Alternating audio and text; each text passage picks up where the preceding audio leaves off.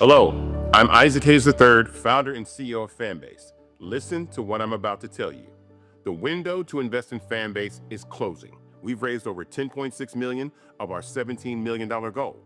That means there's room for less than 6,370 people to invest in Fanbase for the average amount. The minimum to invest in Fanbase right now is $399. That makes you an owner in Fanbase today. Go to startengine.com/fanbase to invest. Why? Because current social apps have taken advantage of users for far too long, with content suppression, shadow banning, harmful racist content, and no real tools for monetization and equity. Fanbase has over 1.4 million users and counting, allowing anyone to reach all their following and monetize their content from day one. Social media is the new TV, and whoever owns the apps that distribute that content have the opportunity to own potential billion-dollar companies. While big platforms with uncertain futures are failing to serve their users, Fanbase is stepping up to fill the gap. Don't wait until it's too late. Invest now, invest for yourself and your future. Go to startengine.com/fanbase and own the next generation of social media.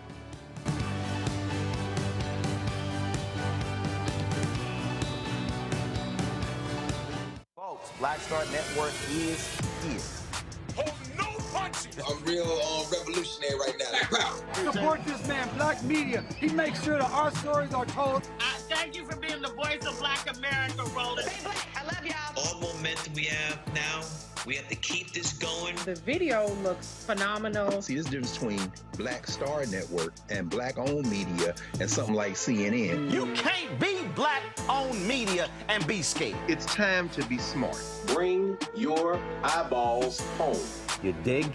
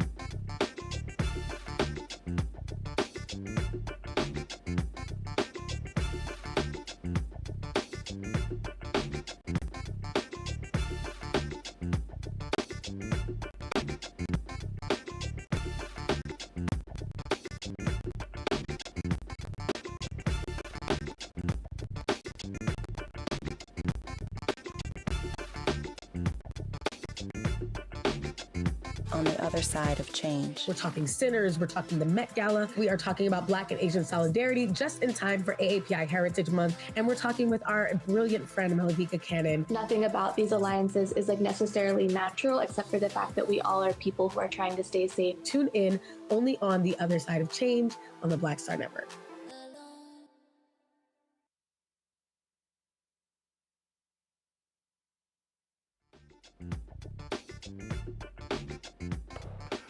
Today is Thursday, May 29th, 2025. Coming up on Roland Martin Unfiltered, streaming live on the Black Star Network.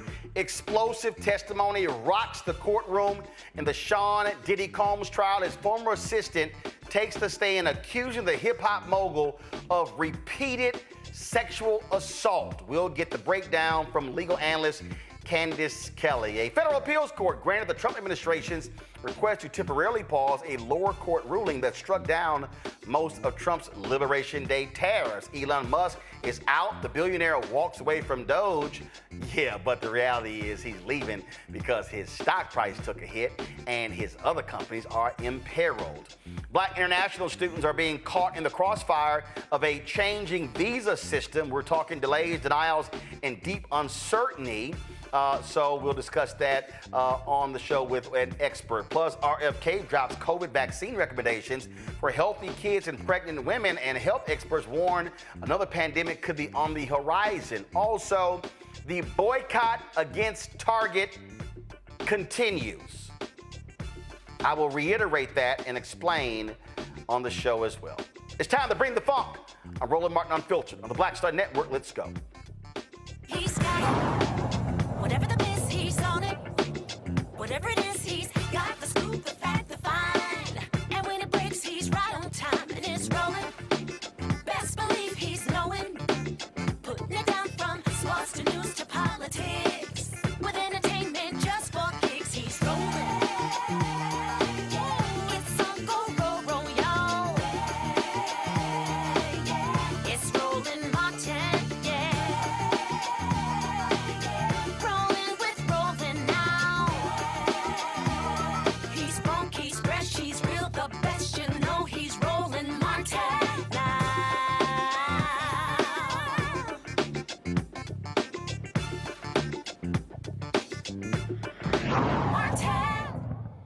Folks, explosive testimony delivered today in the Sean Diddy Combs federal trial as his former assistant, referred to as Mia, characterized her work environment as chaotic and toxic, and she talked about repeated sexual assault.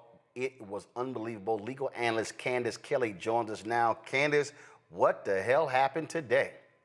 Listen, this is Mia, victim number 4. This is someone who we heard about in opening arguments. As you said, she's someone who worked for Sean Diddy Combs as his personal assistant for several years right off the bat. She talked about staying awake for long hours, 5 days at a time, using Adderall in order to do that, saying that that was really the expectation, that she stay awake at all times. And she also said that Combs sexually assaulted her on several occasions. And she saw Sean attack Cassie Ventura on multiple occasions, even splitting her head open. Now, this is a story that we've heard before from Cassie, as well as yesterday's witness, Deontay Nash. And she says that most of these attacks did in fact happen in front of the full view and presence of Combs' staff and security. Now, this is a witness. We don't know her name. As she sat on the stand, she was crouched over, head down. The only people that could see her name were the members of the jury. She spoke in soft tones. She cried quite a bit. She was just very soft-spoken and did not want any of herself, her body, to be seen. It looked like this whole thing was just a traumatic experience, and you could hear that in every step of her voice. Now, she wept as she testified about Sean Combs sexually assaulting her on multiple occasions. As I mentioned, she said that she was required to sleep in his house. That was a part of his job. And that once he tried to force her to perform oral sex on her in an attack, said he came out of his closet with his penis out, and that she was expected to perform, and that's what happened. Another time, she said that she was down on the bottom of a bunk bed, and that when she was awakened, Combs was on top of her. Another time, he just put his hand up her dress, all unexpected, out in the open at his 40th birthday party. She also described on one time when she tried to get away that he slammed her arm in a door over and over again. She says she felt desperate and trapped, and she thought that it was all of her fault. Now, I want to talk about Prince's bodyguards. Prince was mentioned today because there was one particular time in 2010 when both of them, this would be Cassie and Mia, were invited to a party. And when they went to this party, they had to sneak out to do it. Well, somehow Sean Combs found out about it. And when he came to the party, she said that they recognized his hat coming across the room, came and got Cassie. They tried to run away. Sean Combs allegedly caught Cassie, started beating on her, but Prince's bodyguards saved her. Now, this is really unusual because we haven't heard of any bodyguards in any of the situations described from any of the witnesses. When you say Prince's bodyguard, you mean Prince the artist? I do. I mean Prince the artist. Got it. Yes, yes, indeed. And so this was a time where somebody, she said, finally saved them because the security guards, bodyguards were always around. But his bodyguard said, no, that's actually not going to happen here. She also talked about cleaning rooms after what she calls really nasty freak-offs, candle wax, broken glass, water on the floor, blood, oil. I mean, she really got to the details of all of this. Now, this is one thing that I think is very important that I'm about to say, and this has to do with the LA Police Department. If you recall, yesterday we heard from the police, and it was insinuated that the police perhaps got rid of DNA fingerprints from Kid Cudi's car and that firebombing on purpose. And this is when the defense attorneys tried to declare a mistrial. They said you cannot lead the jury to think that it was Sean Combs that had anything to do with getting rid of those fingerprints. But now today, Mia testified that on many, many occasions, that any time she was stopped by the police, whether she was speeding or something else, all she would do is drop Sean Combs' name, or sometimes Sean would be in the car and the police officers would say, get along. And this is really getting in the prosecution's point, I think, perhaps, that maybe there was some way that Sean Combs was working with the police in order to get him off on certain things, the least of it perhaps being a ticket. So the prosecution was able to get in that particular testimony. She was on all day tomorrow. Mia will be back out all day today. She will be back tomorrow in Cross. They're going to end the week with her. And another note, and this just has to do with the timeline, Judge Subramanian said that he wants deliberations to begin by July 4th. Now, Mia is a pseudonym, and you've got a lot of folks already on social media declaring who this person was. And so that's not her real name. Correct. Mia is a pseudonym. She is also someone else who filed a lawsuit in the name of Jane Doe. So they allowed her to get on the stand without saying her name. She did have to show her face, a white woman. But in terms of any of their characteristics and anything else, the judge really wanted everybody to be very cooperative to make sure that anything that could identify her would not be released to the public. And as you laid out, I mean, she just describes it as a vicious, constant assault. I mean, so she detailed a harrowing experience working with and under Sean Combs. Yeah, she did. And one of the things that we see is, and this is from people who've been involved in relationships with him or not, just, to personal assistance that we've heard, while they've seen the abuse, while they've suffered from the abuse, and all of it not sexual, a lot of it, some of it physical or just name calling, they all stayed or felt compelled in some way to come back. And I think that that's something that the jury will grapple with. But what we get is this theme of force and power and fear by so many of them, even fear today, as she sat, knowing that he's going back behind bars. She was just physically unable to kind of pull herself out of what seemed to be a post-traumatic stress disorder type of a situation and just sharing this information.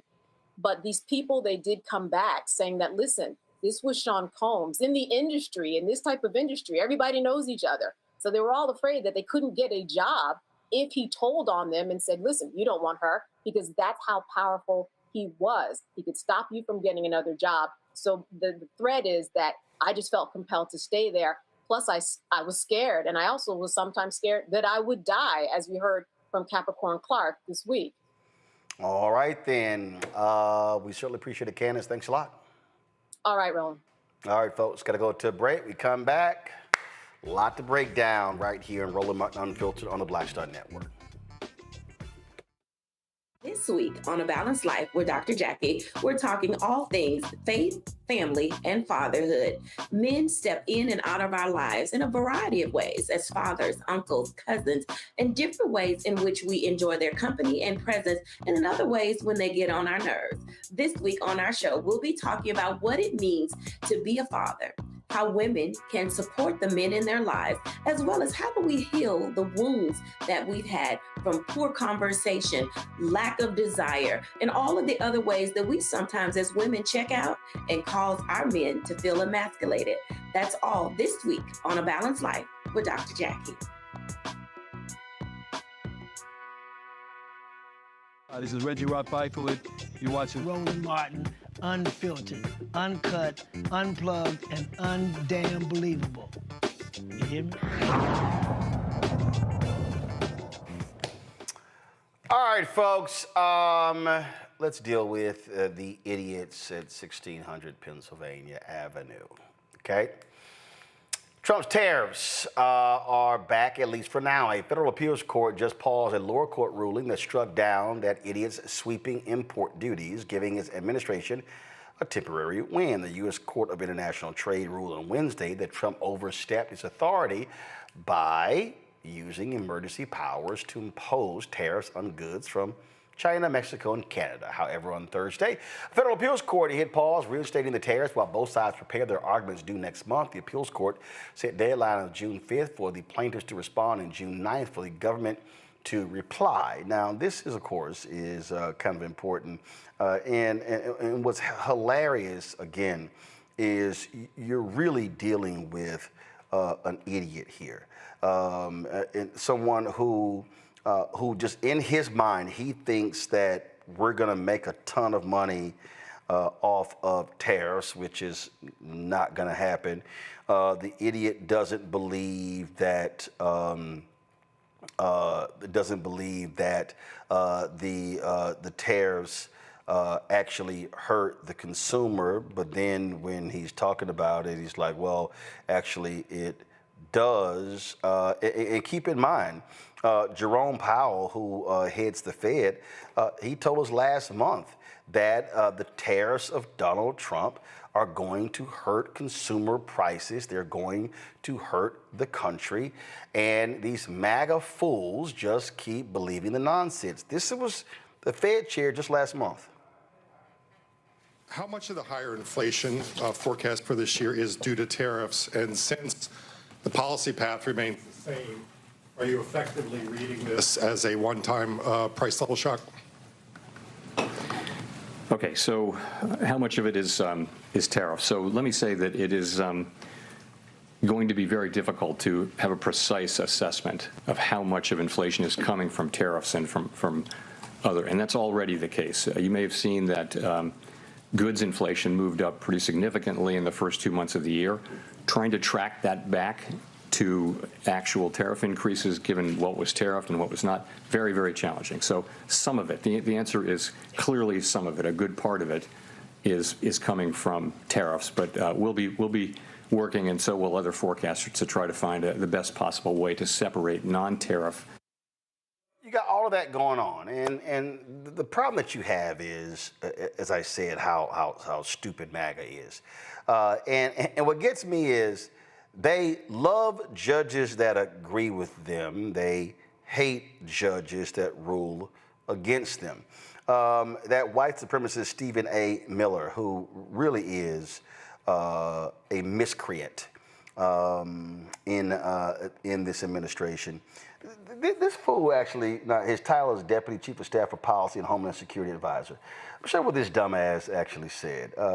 He, in complaining about the judges, he complained about the judges. Now, mind you, one of them is a Trump-appointed judge. So just want everybody to understand what we're dealing with here. He goes, we're living under a judicial tyranny. So you see right here, because he was responding to a tweet, the 3 judges who just overturns Trump agendas. So they show this here, Judge Gary Katzman. He, of course, 2016. Then they show Judge Timothy Reif. They show him here. And then they go, Senior Judge Jane Rastani. Here's the problem, y'all. One of those 3 is a Trump-appointed judge. So to show you how ridiculous they are, they whine and complain when judges rule against them, and then they want to limit their power. They want to do all those sort of different things. But then when the judges rule in their favor, or when they were ruling against President Joe Biden, then it was like, oh my God, they're amazing, they're great. These people are anarchists. They are fascists, okay? They don't believe in the rule of law. They don't believe that the law applies to them. They want to do whatever they want at any given time, and they don't give a damn what anybody thinks, including judges. And part of the problem that we have is the idiots on the Supreme Court, namely Chief Justice John Roberts, frankly allowed this to happen. They allowed this to happen because they told this fool that he essentially could do whatever it is he wants to do. So Donald Trump's whole deal is like, yo, I don't have any guardrails. There's no fence, there are no barriers. I could do whatever I want, and the Supreme Court allowed me to do it because they did not want him to be prosecuted for the crimes that he committed before he was sworn in the first time. So all of these things that you're seeing, everything that you're seeing right now, this complete dismissal, this arrogance, this attack on judges, it's because they believe that he's a king. Remember I told y'all from the Bible, God, we want a king. I'm sorry, you want what? In 1 Samuel. We want a king. All right, I'm going to give y'all a king. Y'all going to get Saul. And I'm going to tell y'all what he going to do. But these fools, they want us to accept anything that he does, and they're angry at these judges for doing it. And so now Chief Justice John Roberts has a problem. Now, Trump doesn't even respect Supreme Court rulings. Supreme Court ruled 9-0 for the Trump administration to facilitate the return of Abrego Garcia from El Salvador. Trump goes, well, my people told me that they rule in our favor. What the hell are you talking about? They rule against your ass. And Trump does an interview and says, yeah, I can pick the phone up and I can call, bring him back, but I'm not going to do it. And Chief Justice John Roberts is sitting in the Supreme Court looking like a lackey, looking like a Charlie Brown walk around with his blanket, or Linus. What are we going to do? This is the moment where the courts should be holding folks in contempt and say, I'm going to throw your ass in jail, your ass in jail, your ass in jail. And if 3 more U.S. attorneys come in here giving me the same bullshit, I'm throwing them in jail. Bring Stephen Miller's ass in here. Bailiff, take his ass away because he's in contempt. The only way you're going to get these people to comply is if you actually put their asses in the slammer and tell them that etched in stone above the Supreme Court is equal justice under law, and that applies to your orange ass. But see, that's not going to happen. And do you know why it's not going to happen? Because if you're John Roberts, and if you're Sam Alito, and you're Brett Kavanaugh, and you're Gorsuch, and you're Clarence Thomas, and to some degree you're Amy Coney Barrett, you agree with Trump. Because that's your guy. You want his policies. You know that he's the Trojan horse that is going to drive the Federalist Society's agenda. You know that he is the Trojan horse that's going to drive the Heritage Foundation's agenda. You know that he is going to do whatever right-wing billionaires want him to do because he's a transactional imbecile who would do anything for money. And so what we need to understand is what we are dealing with right now, literally, is a thug who occupies the Oval Office, who does not listen to anybody. He ignores everyone, and they can't stand that. Let me bring in my panel today's show. Certainly glad to have them on the show. Reese Colbert, host. Reese Colbert Show, Sirius XM Radio, joining us out of D.C. Y'all, do this favor. Y'all need to put Reese's card. Reese, you still selling your game? I am. I have them, a new version. All right, so Am I Trippin' Edition 2 are available for pre-order. All right, so y'all need to send, there's a reason you need to send us a graphic. So include that in Reese's intro, please. Dr. Greg Carr, Department of Afro-American Studies at Howard University out of Washington, D.C. as well. And then we got Dr. Nola Can't Fix No Gumbo Haynes. She is, of course, Georgetown University School of Foreign Service. As well. So what's wrong? I mean, temperature in D.C. is still like 57 yesterday. I'm just saying. I'm going with Jesus today. I'm going to be graceful. Are you going with Jesus? Are you going with Jesus just today? Okay, so who you rolling with the other 6 days? That's no here, no there, but today I'm going with Jesus. Okay, all right, got you. All right, I'm just checking. Greg, I made the point there that, these people truly believe. I was sitting here, Greg, last night, and I was reading our good friend Dr. Gerald Horne's book, The Counter-Revolution of 1836, Texas Slavery and Jim Crow and the Roots of U.S. Fascism. And he's going to be on the show tomorrow because I was a little pissed off watching this History Channel docuseries on the frontiersmen who helped build America. And I was a little pissed off watching that. Matter of fact, Leonardo DiCaprio is the executive producer of that.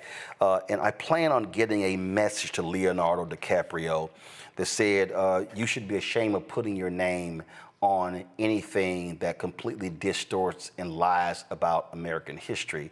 Because I watched, and I came home Monday, and my wife was watching it, and I'm sitting there, and I'm like, what is that? And it was season 3, and I'm watching this, and they're talking about the fight for Texas independence, which I know very well.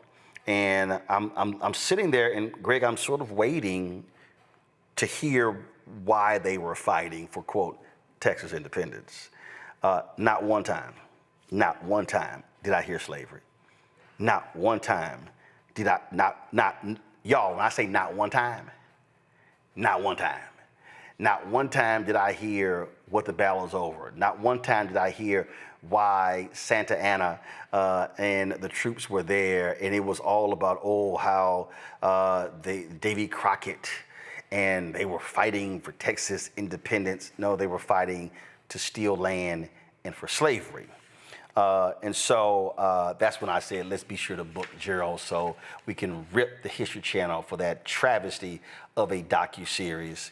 And so when I was reading his book, and even he lays out in the introduction, he talks about how savage people like John Baylor was, and how they were killing Indians, how even Washington, D.C., the federal government was like, we ain't trying to kill everybody. But one of the things that he lays out here, he talks about how vicious these folks were in this Wild Wild West, and how in Texas, the Wild Wild West met slavery, and those two forces came together. And even what happened in Texas was exasperating folks in Washington, D.C.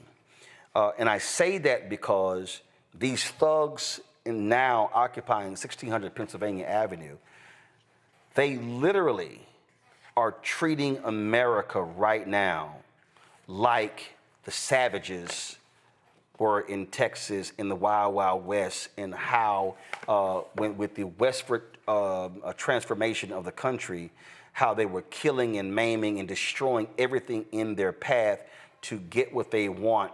And we now hail these folks as patriots, as the people who helped build America.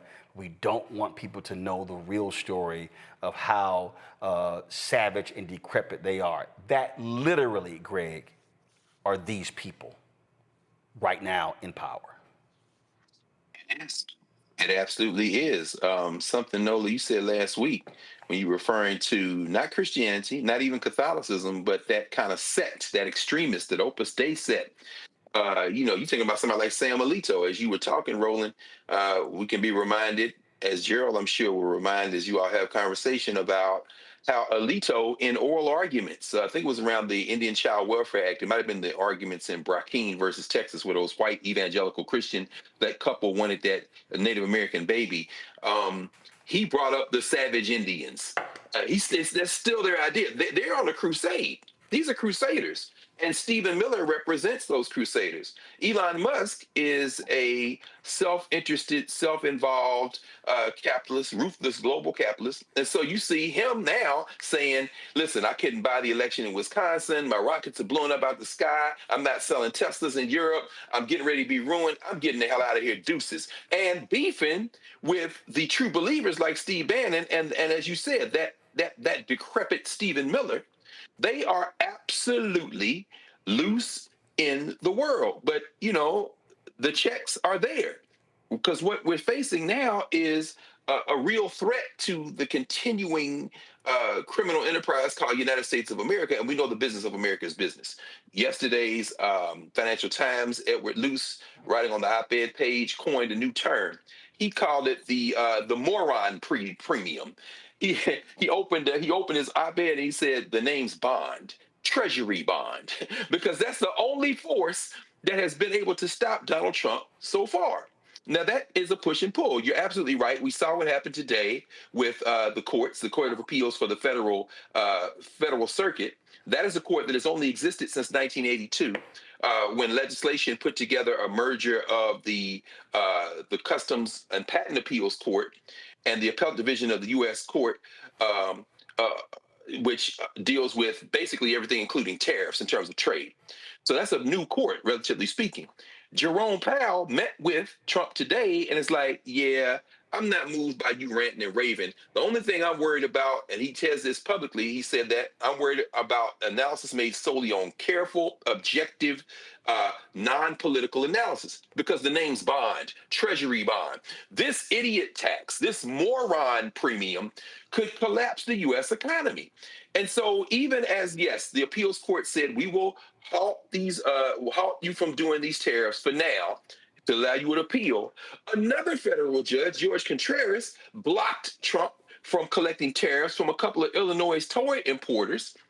So now he's got to appeal that. Why? Because he said what the circuit court said that was appealed to the Court of Appeals for the Federal Circuit. He said the same thing. He said that law you're using does not provide you with the power to impose tariffs. Ultimately, the law is going to prevail because in this country, the religious zealots can say what they want from Texas to today in terms of their religious zealotry, but the name's bond, treasury bond. And if you want to collapse the U.S. economy, it's going to be a lot harder than tweeting from your public housing toilet in the middle of the night like Trump or screaming like Stephen Miller. At least that's what it seems like to me. Nola, I also have another book sitting right here.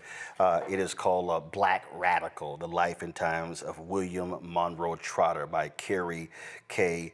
Greenidge.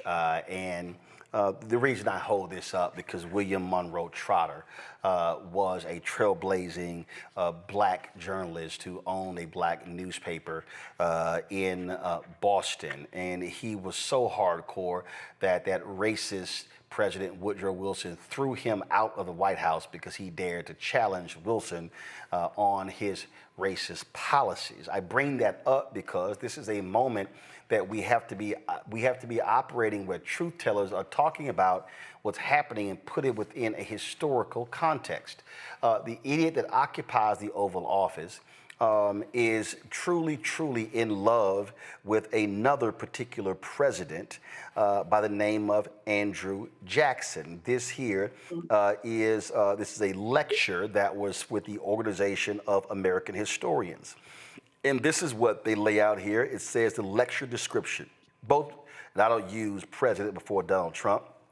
But both Donald Trump and his severest critics touted his resemblance to President Andrew Jackson, although for nearly opposite reasons. But I disagree with them because I believe they are the same. And for people who are watching, this is why I need y'all to stop acting like history does not matter, because when you study history, you can have a full understanding of what people are doing present day to make the comparison. Go back to my iPad.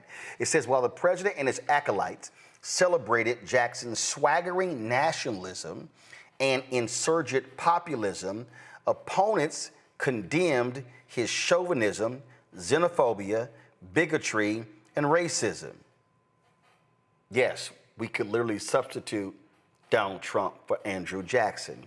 It said, thus, Jackson became the vehicle to propagate dueling images of America's historical legacy and national character. Yet neither portrait bore much resemblance to the real Jackson. Looking at Jackson's actual record can restore some balance to our understanding and some humility to our judgments. Oh, but there is one particular area. There is one particular area where Trump and Jackson are so similar, and that means ignoring the courts. This here is from the Federal Judicial Center. This is what it says.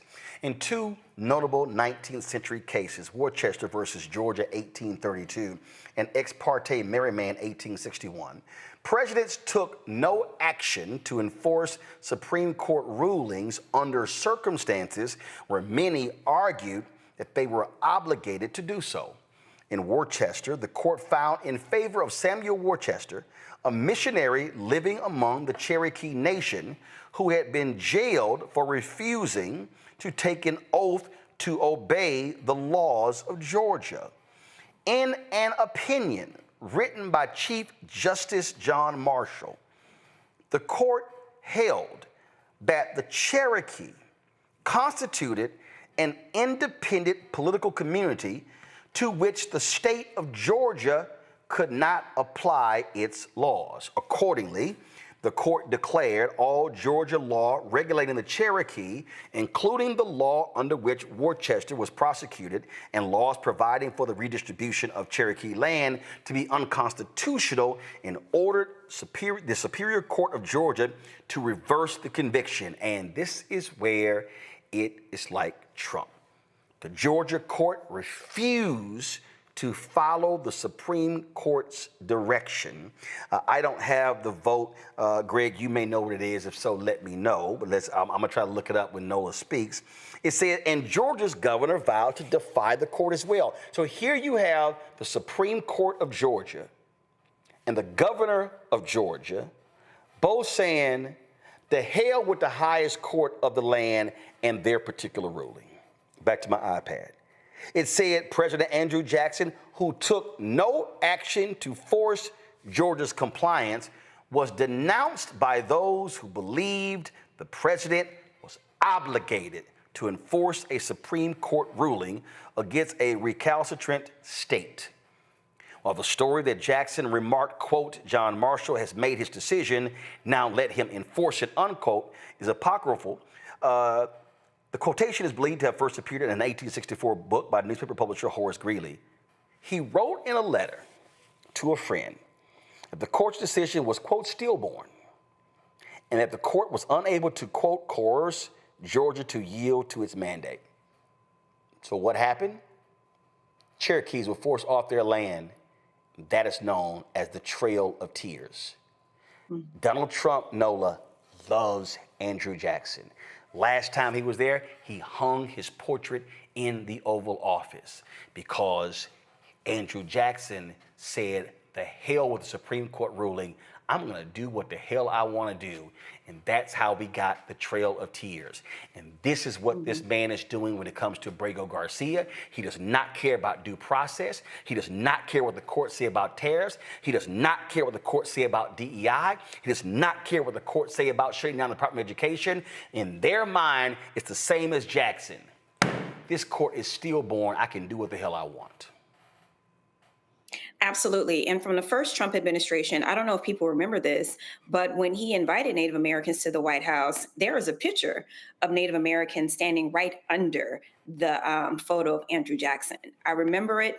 There was a lot of consternation about it. There was a lot of pushback, but at the end of the day, he doesn't really care. So here's what I want to talk about regarding everything you just laid out, Roland. So we have to understand the definition of fascism. There are three parts: militarism, nationalism, and the so-called national interest over the individual. So not caring about the individual, and then also anything that is the antithesis to liberal democracy. Now, what are the core tenets of liberal democracy? The core tenets of liberal democracy are separation of church and state, adherence to the judiciary. So the reason why I am lining this up is that you have to understand the foundation of fascism is to not adhere to those foundational elements of a liberal democracy. So all of the things that are part of liberal democracy philosophy, fascism is opposed to. So forget what the judiciary says, especially if it doesn't align with supporting their fascist goals. Forget the fact of separation of powers and between governments, checks and balances. All that goes out of the window. So I really want people to understand that definition and those four pillars of fascism, because I think that when we hear fascism, we have this idea of Adolf Hitler, which isn't wrong per se, but I think it's this really kind of romanticized version of Adolf Hitler and this kind of global takeover and this kind of march towards, taking over Europe and all that stuff. Yes, that can be a part of it. But in 2025, those things look very different. Those things may not look like putting American boots on the ground and trying to overtake Europe in that kind of traditional war making sense. But it does show up in other ways. And tariffs is one of the ways in which Donald Trump is trying to control other states. Okay, so this is all about control to impart your own type of philosophy. So, Roland, you always refer to them as being thugs. I think they're weak thugs. They kind of move like thugs, but they don't really, have that kind of they can't see a thing through. I mean, this week I think we were introduced to the term taco. I mean, like Trump has a tendency of going really hard and trying to be the bully, but at the end of the day, we all know when you stand up to the bully, they tend to deflate. Yeah, this is the video you were talking about when the Native American code breakers were honored in the White House. Exactly. And there are people who are highly critical because as he was recognizing these Native American patriots, they were standing literally in front of a portrait of Andrew Jackson. And there are a lot of Native Americans who were greatly offended by that because of the Trail of Tears. Go ahead. Mm-hmm. Yeah, and I'm almost done with my political science corner here, but what you need to understand is fascism doesn't necessarily, well, I guess we'll see the tanks rolling out in DC in June, I suppose, but all of this is about the individual. Erasing the individual, and it is this nationalism over everything else. So you know how that term all black everything, for them, it's all Trump everything. The thing that, Reese, again, I need people to understand what is going on is when we talk about what is happening, again, people really need to understand that this is not just willy-nilly. This is not just, they're sort of winging it. No. This is literally what the hard right has always wanted. What people need to understand, and that Supreme Court decision was 5-1, and that's for the people who don't understand that we didn't always have 9 Supreme Court justices. At one point we had 6. So that was a 5-1 Supreme Court ruling in that Worcester versus Georgia case. But the point I'm making here is that this is what people don't seem to understand. Right-wingers in America have despised the civil rights movement. They despise the Reconstruction Amendments. They despise the 13th, 14th, and 15th Amendments. They can't stand the Civil Rights Act, the Voting Rights Act, and the Fair Housing Act. And the reason they can't stand, and these were things that black people fought for. It was the radical Republicans who did not give a shit about bipartisanship after the Civil War. And they said, if they don't vote for us, we don't give a damn. Run these bills through. That's a lesson for Chuck Schumer today, if you ever get the majority back. The thing here is they despise the Reconstruction Amendments because freedoms in this country have all been born out of 13th, 14th, 15th Amendment. Now when you go through, now of course then we had the Jim Crow comes in, Great Compromise of 1877, 92 years of Jim Crow. Then you have this second Reconstruction, and so now you have these three civil rights bills.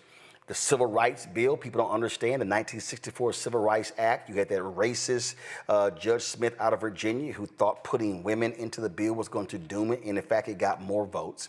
And so when you talk about Title IX and the women's movement, really for white women, that was a result of the 64 Civil Rights Act. When you talk about fair housing, that was 1968. When you talk about the Disabled American with Disabilities Act of 1996, that was the Civil Rights Act of 1964. When you talk about same-sex marriage, that's 14th Amendment, Equal Protection Clause. When you see them trying to fight citizenship, that's 14th Amendment as well. And so what this is, the hard right, Federalist Society, what their aim is to completely undermine the federal courts, to undermine Congress in order to say we have supreme power in the king, in the executive, the executive branch. So therefore, we can blow off Congress, blow off the judges, and do what we want because they have hated that federal judges ruled in favor of black people. Yeah, I mean, I think that the unhinged animus that white nationalists have had towards black people is a big reason why this administration is so successful at convincing its base that this is a war on black people.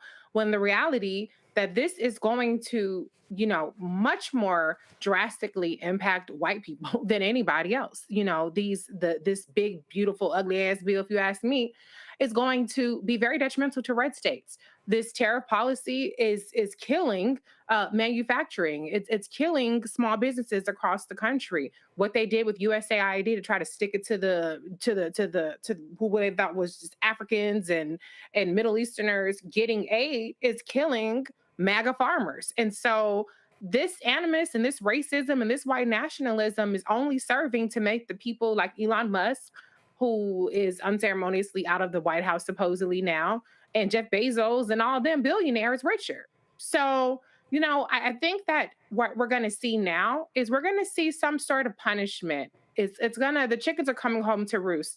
And what all of this racism has unleashed, and as untethered as it is to any kind of law, any kind of regulation, any kind of societal norm, it's going to be very dangerous. And that's why Donald Trump is just, he's a madman who's unchecked. Now there's, God bless Jerome Powell, that he is unflappable when it comes to what Donald Trump is trying to do.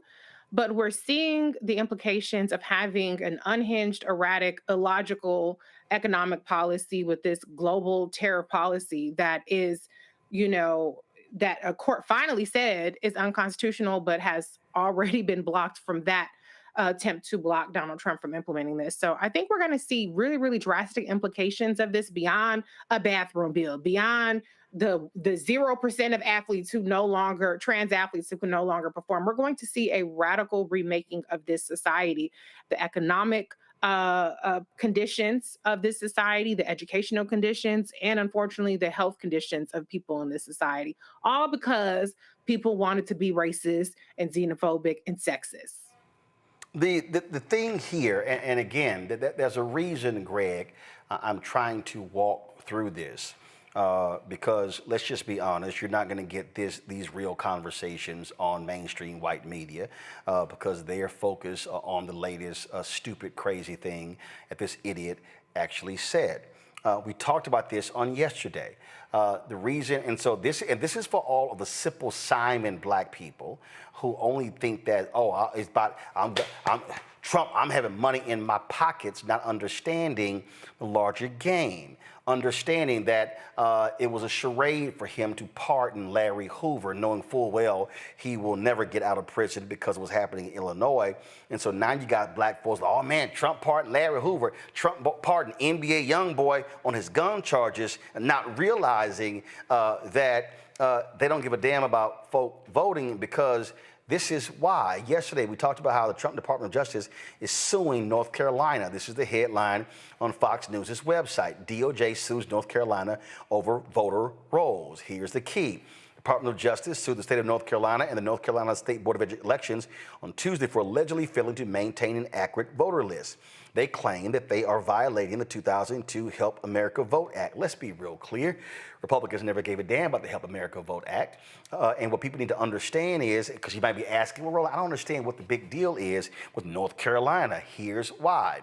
Because North Carolina is on its way to becoming Georgia. North Carolina elected, although Donald Trump won North Carolina in the presidential race, North Carolina elected a Democratic governor, a Democratic lieutenant governor, a Democrat attorney general, a Democrat in the Secretary of State, which is why the Republican North Carolina legislature changed the laws and they took all of the power of the State Board of Elections away from the governor, away from the Secretary of State, and gave it to the state auditor because he's Republican.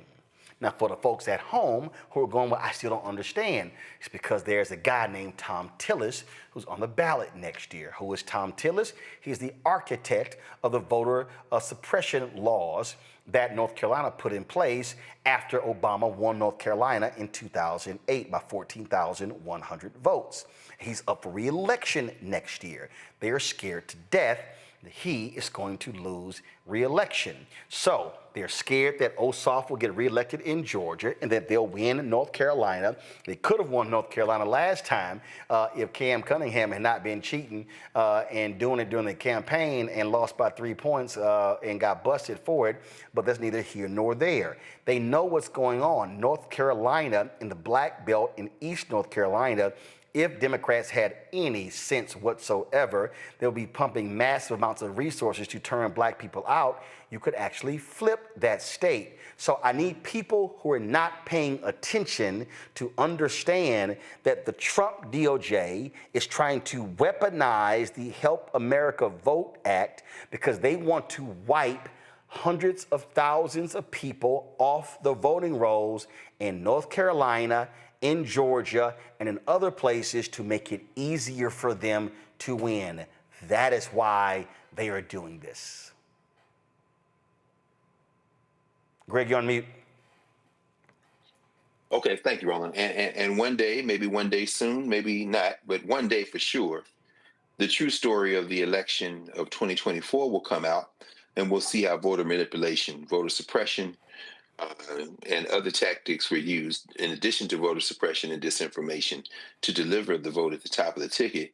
You've been reporting on this for a very long time, Roland. I'm talking specifically about North Carolina. You know, you've covered it with a laser focus, and we know that Russell Vogt, the ideologically misshapen clown who's the quarterback of Project 2025 and the really intellectual architect, along with Kevin Roberts, of a great deal of what the clown has been signing, including that executive order that spoke to this question of quote unquote voter integrity. And for those who have the memory beyond the memory of a fruit fly, like too many people in this society, as you say, watching commercial news, entertainment, mass media, you'll remember that the chapter in Project 2025 on voter voting rights, which is really a voter suppression chapter, was written by Hans von Spakovsky, one of the chief architects of voter suppression in the first Trump administration. We understand that you're absolutely right. They are desperate. This should encourage everyone, however, because in their desperation, what they are showing is they don't have another hand to play. Trump today, Rolling Stone reported that he admits misleading Supreme Court about the South Sudan deportations. Pam Bondi is a human joke at the Department of Justice. No one takes her seriously who's a reasonable human being. And in doing this, taking these kind of actions, this kind of Orwellian up is down, left is right, day is night, actions like we're trying to protect the vote by trying to put people off the voter rolls in North Carolina, they are energizing the opposition. We saw what happened at Harvard today. The president of Harvard, Alan Graber, got a standing ovation of minutes from students and everyone else. I wish it could have been in time to save Claudia Gay from the hit squad that took her out, but simply people are unifying in opposition. I just rushed back from the National Organization of Black County Officials, a meeting in Birmingham. By the way, Alicia Simmons said hello. You know, your friend from Tarrant County, of course, who you covered extensively here for staring down that racist white county commissioner, and she was in battle with him. But the talk of the conference, one of the things they were talking about is how do we come together to resist at the local level? You've been saying this forever. All politics is local. This is very much the politics of distraction. In North Carolina, as Reverend Barber has been saying for over a decade, since they started Moral Mondays down there on the steps of the Raleigh State Legislature, all we have to do is organize. As Gary Chambers has said on these airwaves to you in conversation over and over again in Louisiana, the South is not red. The South is unorganized. And so we just don't get distracted. If we do the work, all of this theater will amount to nothing, and they will indeed have their political backs broken by the organized people. And that's why, again, why this channel is so important, because you're bringing this to light, you're putting it in people's faces, and that allows us to have a reasoned, thinking conversation about it that will lead to action. You know, it is absolutely imperative, Reese, that people really understands why we have to connect the dots. Because what they're trying to do, they're trying to play black people small.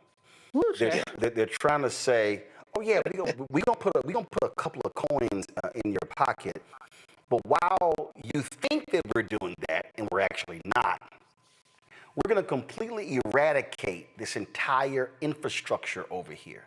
Mm-hmm. And see, what you then have is, then you got these Simple Simon Negroes who love talking about the black boule, the black boule, the black boule, oh, the black boule, the black boule, the black boule. They love talking about that, and they have no idea what the hell they're talking about. They literally have no idea. Oh, and I know those same Simple Simon Negroes gonna be like, well, she just wait, you know, because, you know, he in the boule. Am I in Alpha Phi Alpha Fraternity Incorporated? Absolutely. Yep. Am I in Prince Hall Masons? Yes. Am I in Sigma Pi Phi Fraternity Incorporated, the boule? Absolutely. Are there other male organizations? Absolutely. But you got to be real stupid. You got to be real stupid to label all black organizations the black boule, because how in the hell do you think you actually got anything? See, I love these people who proclaim themselves to be super radicals. I love these super radicals who yap on YouTube, who talk about being revolutionaries, and then want to say you're a shield and you're a sellout and all you care about voting for Democrats, when, Reese, it's very simple. What is staring us in the face is Republican, Democrat. Matter of fact, this is what's staring us in the face. William Monroe Trotter and Texas fascists. So let's see here. Okay, I may not agree with everything of William Monroe Trotter, but I damn sure don't agree with any of these fools over here. So why would I ever put them on the same level? And then when people say, well, you know, you just sitting up here, you trying to make us vote Democrat. No, I'm actually trying to get you what reality is and what is staring us in the face. somebody is going to win. Now, if somebody can actually show me how a third-party candidate has a viable path to winning 270 electoral college votes, I'll happily listen to that. Last I checked, I don't think Jill Stein got one electoral college vote, even in New Hampshire or even in Nebraska, where they do it by congressional district. So when I am talking about how we should vote and who we should vote for, I'm looking at fundamental policies, and it doesn't mean that, this side over here is somehow all perfect. Let me remind people, Reese, that one of the reasons why the Affordable Care Act was not a popular bill, it was not because more than a majority of Americans hated the Affordable Care Act. The reason more than a majority of people did not support the Affordable Care Act, because there was a significant number of progressives who felt the Affordable Care Act did not go far enough. They wanted the single-payer option. And so when people were talking about the Affordable Care Act, see, the Affordable Care Act is not popular. No, you have to disaggregate. You got to remove the people who wanted to go further than what it did from the people who were opposed to it. If you actually separated that, what you would have discovered is that more people were in favor of the Affordable Care Act than the people who were actually against it. And so when I listen to these folk who talk a good game, who are very theoretical in their approach, when the rest of us are literal in our approach because we're looking at it face to face. I got a Republican attorney general and I've got a Democrat attorney general. And so let's see, who am I more likely to get what I'm looking for? And that Democrat attorney general may not be as progressive. It may not be a Larry Krasner, may not be an Amherst Ayala. It may not be a Marilyn Mosby, may not be anyone like that. But guess what? I can lean on that person more than I can this person who's going to ignore me. That's called real life politics. What we are talking about here is what we call real shit. What we're talking about here is what is happening in real life. These folks over here who are right here with the Texas fascists, they're like, damn, matter of fact, if y'all think somebody watching, y'all sitting here saying, see, there you go, Rowland, you just trying to scare us. I'm glad I show, God, thank you for giving me that reminder. Yesterday, as I was on Twitter, looking at looking at some different feeds, the Texas Tribune posted an article talking about how Republicans in the Texas legislature are changing the law. This is what they said right here. Texas property owners can use nearly as much water under their land as they want without facing liability to surrounding landowners whose wells might be depleted as a result. That's unlikely to change even as the state's water supply approaches a crisis. Now, that was one particular tweet that I saw, but the one that captured my attention was the one that I was really, really interested in, and it dealt with the whole issue of how in Texas they were changing the laws that would make it easier for these companies to pollute the water, and then they would be granting them immunity from being sued as a result of that. So if we're talking about, here's the tweet right here. The Texas legislature has given oil and gas companies legal cover to sell wastewater to be treated and released into the state's rivers, lakes, and streams. House Bill 49 protects landowners and companies from liability should consequences arise after they sell or treat the liquid. Now, if I had to hold up one party over the other, the reality is, Reese, one party actually is trying to make sure that our water is not polluted with wastewater and going into public streams. But another party, the Republican Party, is like, yo, we're going to let companies do whatever the hell they want to do, and then we're going to give them immunity to say you can't sue them. So for all of these so-called radicals, so-called revolutionaries, the people who say, oh, man, you shilling for the Democrats, please tell me what your ass going to do when it comes to clean water. Not a damn thing. That's what they're gonna do, so they can shut the fuck up. Okay, people call me Boule. I take it as a compliment. I'm not a part of any organization, but what you're saying is I'm successful. Thank you. I'm very happy to be successful. I work very hard to be here. And for me to be a so-called Democratic shield, there's people still who want to throw up every time they see me because I was on their ass 5 years ago now. I had a whole ass baby and people still mad about some shit I said in 2019. But I wear that as a badge of honor as well. The reality is, if you have more smoke for anything that's said on this show to try to connect the dots and educate people about the policies, the implications of those policies, and 10 steps down the line, because I promise you what we're seeing here today in this administration is the things that we warned about time and time and time again on this show, from years back up until now. What we've seen with U.S. citizens being arrested and under ICE holds was what we warned about when Texas, Louisiana, and Florida and Georgia were passing laws empowering state police to arrest people under the suspicion of being illegal here illegally. And so if you have more smoke for anything you've heard on this show than you do for the fact that this administration canceled consent decrees that arose out of the protest of George Floyd and Breonna Taylor, if you have more smoke for what you hear on this show than for the fact that Elon Musk is putting data centers that are polluting the air and the environment in Memphis, if you have more smoke for us and what you hear on this show, which is factual information, than what this administration is doing, fuck you, go to hell, kiss my black ass. How about that? And anybody in the comments and anybody's watching who has a problem with the fact that I said any kind of expletives, an extra double fuck you. Oh my. Nola, you now have to follow that. Oh Lord, the people on Blue Sky gonna go crazy. All the things that Reese said, exclamation point, exclamation point, exclamation point. I was talking to my best friend the other night, and she was like, "Where the alphabet crew at? The FBAs, the ABCs, DOSs, like what? Where they at? Talking about everything that's been reversed, the attacks, the blatant attacks on Black folks, especially Black women. Let's talk about our unemployment rates that's going, high.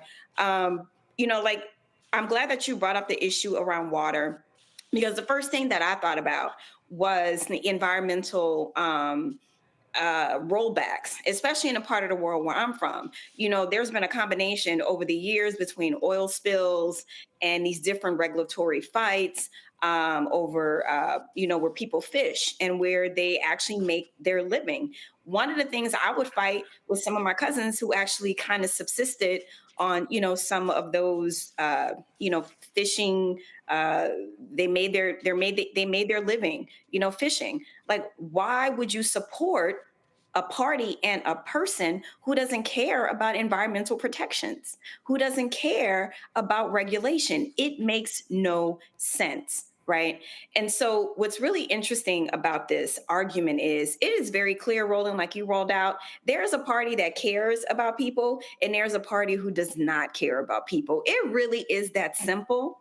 It really is that simple. Well, no, hold on. No. I want to rephrase that.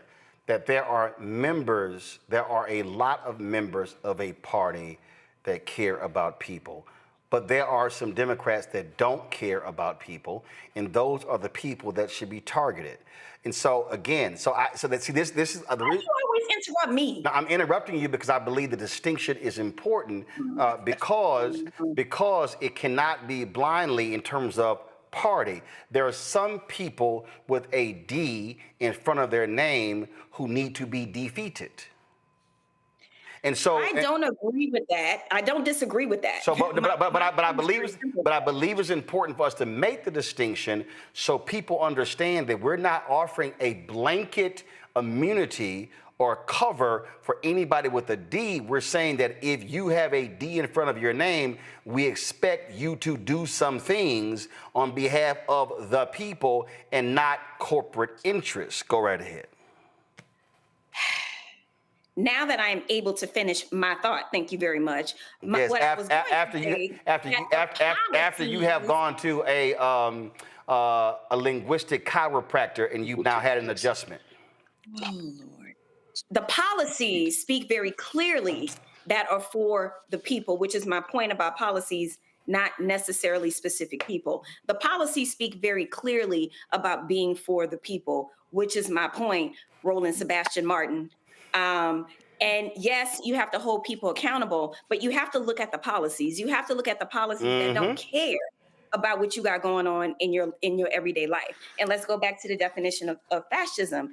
It isn't about the individual. Right. They don't care about your real life, right? So it's about those harmful policies. And I think it's very clear which group cares more about people and which group does not. And sometimes, and again, as a chiropractor, sometimes you got to crack that back in order to create an alignment. I shall go to a break. When we come back, more on Roland Martin Unfiltered on the Black Star Network. Support the work that we do. Join our Bring the Funk fan club. You can contribute via Cash App using the Stripe QR code. You can use this for credit cards as well.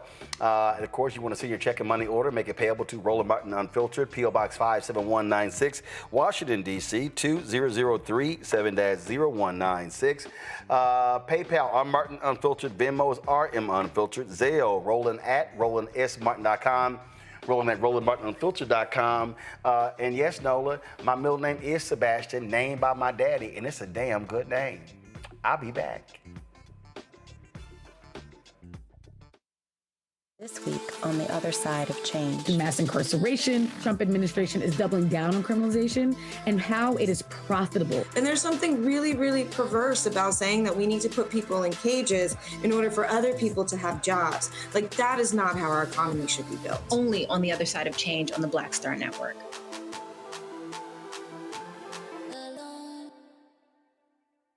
Hatred on the streets, a horrific scene, a white nationalist rally that descended into deadly violence. White people are losing their damn minds.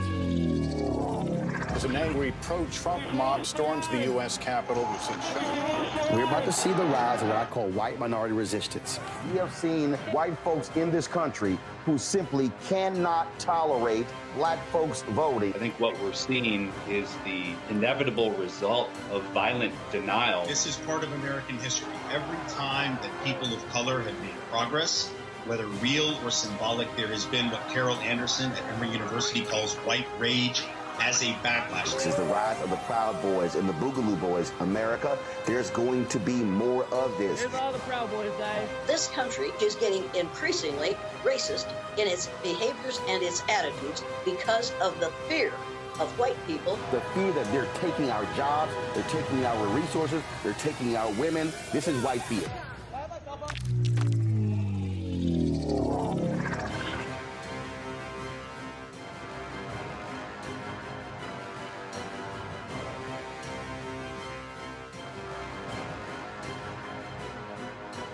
When you talk about blackness and what happens in black culture, covering these things that matter to us, speaking to our issues and concerns. This is a genuine people-powered movement. There's a lot of stuff that we're not getting. You get it, and you spread the word. We wish to plead our own cause. Too long have others spoken for us. We cannot tell our own story if we can't pay for it. This is about covering us. Invest in black-owned media. Your dollars matter. We don't have to keep asking them to cover our stuff. So please support us in what we do, folks. We want to hit 2,000 people, $50 this month, raise $100,000. We're behind 100,000, so we want to hit that. Y'all money makes this possible. Checks and money orders go to P.O. Box 57196, Washington, D.C. 20037-0196. PayPal is R Martin Unfiltered. Venmo is RM Unfiltered. Zelle is Roland at RolandSMartin.com.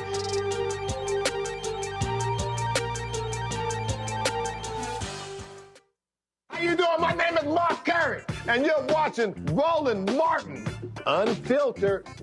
Deep into it, like pasteurized milk without the 2%. We getting deep.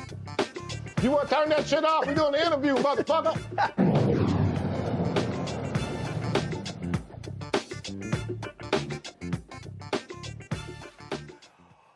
All right, the idiots at 1600 Pennsylvania Avenue, just how dumb they are, okay? So in their desperation to attack Harvard, but also their desperation to keep brown people out of the country, they pause new student visa interviews while they consider expanding social media vetting. So basically what this is Marco Rubio, Donald Trump, Stephen Miller, they want to literally throw people out of the country who utter anything critical of the United States. Do y'all remember when Marco Rubio was testifying before the Senate, and he proudly, no, it was before the House, and it was a member who was speaking, and now check this out. Here's a video where this is the Secretary of State, Marco Rubio, okay, in a country where the First Amendment is first,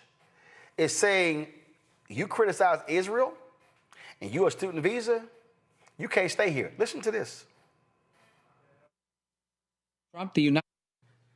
Under President Trump, the United States will stand with the Jewish people. We have implemented a vigorous new visa policy that will prevent foreign nationals from coming to the United States to foment hatred against our Jewish community. We are holding international organizations and nations accountable for rhetoric against Israel that resurfaces in the manifesto of monsters like Iran and Sarah's killer. But we do see an eventual light at the end of this long tunnel of suffering. One can imagine a Middle East in which the Abraham Accords eventually reign. So thank you for the opportunity to address you. Folks, first and foremost, let me be real clear. He's full of shit because it's not about fomenting hatred. What he's actually doing is targeting individuals, even if you write an op-ed that's critical. Listen to this. When you come to the United States as a visitor, which is what a visa is, which is how this individual entered this country, as on a visitor's visa, okay, you are here as a visitor. We can deny you that visa.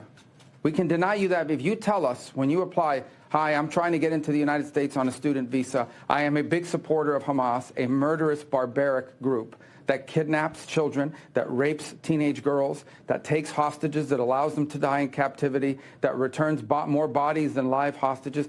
If you tell us that you are in favor of a group like this, and if you tell us when you apply for your visa, and by the way, I intend to come to your country as a student and rile up all kinds of anti-Jewish student, anti-Semitic activities, I intend to shut down your universities. If you told us all these things when you applied for a visa, we would deny your visa. I hope we would. If you actually end up doing that, once you're in this country on such a visa, we will revoke it. And if you end up having a green card, not citizenship, but a green card as a result of that visa while you're here in those activities, we're going to kick. So, again, one of the people they went after, she wrote an op-ed. That's how it was. Now, officially, the focus is on Chinese nationals, particularly those in tech fields or with ties to the Chinese Communist Party. But that's not what this is all about. We know what it's all about. The game that they're playing. So joining us right now, Nana Gyamfi, Executive Director of the Black Alliance for Just Immigration. Glad to have you on the show. Again, Nana, this is how, what these people, they literally are calling through everything. And if you uttered anything negative about Trump, about MAGA, about the Republicans, this is not about Israel. This is not about Hamas. Their whole deal is, I mean, we have people posting how they are going through cell phones at customs and looking through text messages and all of this to look for any critical comments about Republicans, Trump, or MAGA. Absolutely. Absolutely. And thank you so very much for having me on. And thank you for connecting all of these dots. This has nothing to do with Israel. when you look at who they target, like the big pieces that we see are like students at Harvard, students at these Ivy Leagues. But when he talked initially about 300 visas that had been revoked, those people were not all people who were talking about Israel. You had South Sudanese students who they revoked their visas across this country because they got into dispute with South Sudan, because South Sudan was like, if you're going to deport people, please at least let them be South Sudanese. You're just taking every Negro you can find and deporting them in South Sudan, whether it's their country or not. And we're not going for that. And they just took the visas away from South Sudanese folks. We have students that are here in the San Diego area near where I am in Los Angeles. We got called by 2 students. It ended up being 112 students from Haiti. They had nothing to do with protests. They had nothing to do with Israel or Palestine. This is just targeting vulnerable people because they know that they have their visas in their hands, and expanding their surveillance, their spy machine, looking specifically at social media. And we know that there's policies and executive orders relating to that, to make sure that they can squash dissent. And that's all this is. And if this is allowed to stand, particularly as it pertains to students, it's going to make the surveillance that I know you remember of Black students on campus pushing back and fighting in support of Black lives look like a walk in the park, look like pleasantries, because they're going to be coming after everyone. They practice on one group, but it's meant for us all, and particularly Black students.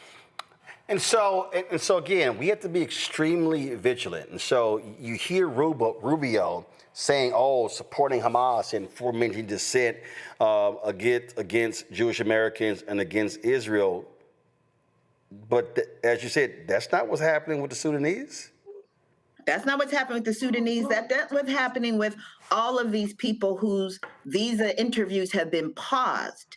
Imagine what it takes, and you know this, Roland, how hard it is as an African student, as a Caribbean student, to even get to the point that you are even given an interview. It's not like you apply and then the next school year, that's what happens. No, people are waiting years. When you get here, you have to save up the funds because you're not going to get grants. You can't get scholarships. You can't get financial aid. You have to pay for this on your own. And most folks who are applying are working class. It's not, coming to America where they're the Prince of Zamuda or whatever. They're just regular working class folks coming here trying to get this education. And now they're saying they're pausing all interviews across the world, the United States, so that they can check out people's social media posts before they decide whether they're going to grant you an interview or not. Folks should not be bamboozled. Not only is this a violation of those students' rights, but this is the practice that they're going to start using on folks here. It'll begin with students and whether or not they're going to give them financial aid, whether or not they're, what kind of federal support are you going to get? Are you going to get a Pell Grant? Suddenly your social media handles are going to be a part of the application for that process.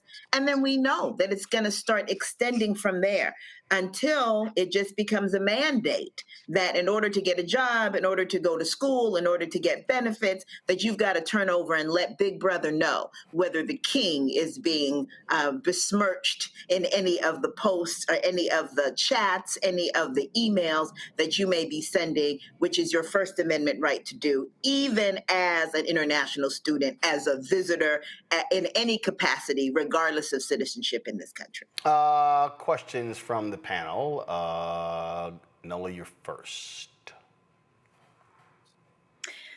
Nana, thank you so much for saying everything that you said and the work that you do. So I think about this from the perspective of earlier in the show, Roland had mentioned different types of bills that were kind of included within the civil rights package. And one of those things, I've done a lot of research on the Immigration Nationality Act, especially the 1965 part, where the quotas were lifted and more people were able to come to the country, quote unquote, if you were qualified, basically if you had the money to come. And so over time, first it started with an explosion of Asian, different folks from Asian regions, and then African countries, and then Latin American countries. And so I think a lot of what we are seeing is also a push back to that, right? Mm-hmm. To opening up the so-called American dream to Black and brown folks, because that wasn't the initial intention of the first draft, the first and second draft of the Immigration Nationality Act, right?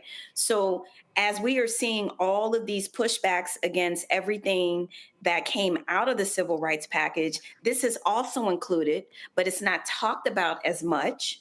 And then also, we saw this pop up in the first Trump administration, especially with the second travel ban. So my question is, how are people feeling in the diaspora? Do people even still want to come here when Trump 1 and Trump 2 so blatantly is trying to roll back all of the progress that was made through that whole package of the civil rights during the civil rights times and opening it up to everyone?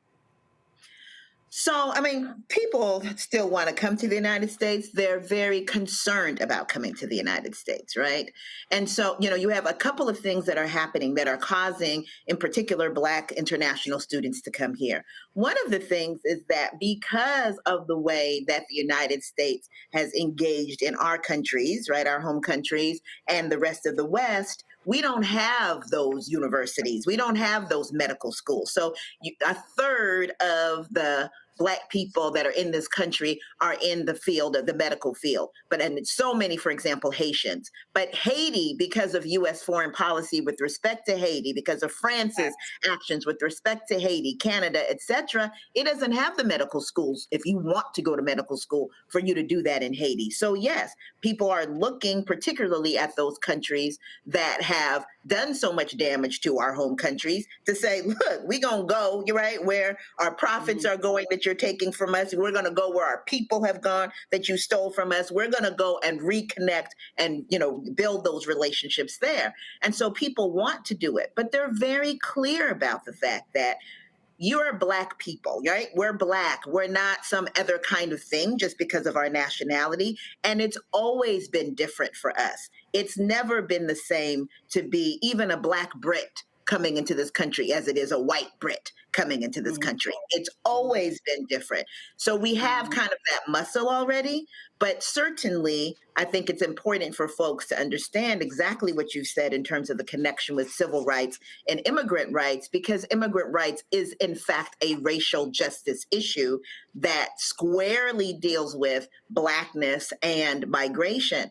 And to the degree that we don't see those connections, we're going to end up with a whole bunch of African Americans in a Black site in El Salvador, confused about what has happened to them, right? As well as having a whole bunch of Black immigrants in this country confused about what happened to the land of the free and the home of the brave. We've got to make those connections, connect those dots. So I'm so pleased to be able to be here today to really have that conversation. Reese. And your lipstick is fine. Your lipstick is gorgeous. Thank you. Stop trying to add stuff. Go on here, Reese. Ask your question.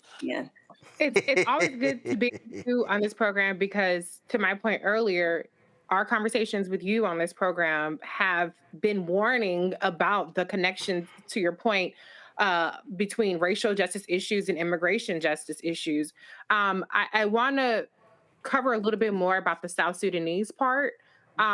Because I still don't know if it's really clicking with people. And I think that this administration is very strategic and unfortunately smart in how they've tried to use immigrants as a pretext to be able to really attack freedom of speech and to increase surveillance on people. There's reporting today about how they've been basically farming all of this data from migrant children that they've been, DNA that they've been collecting.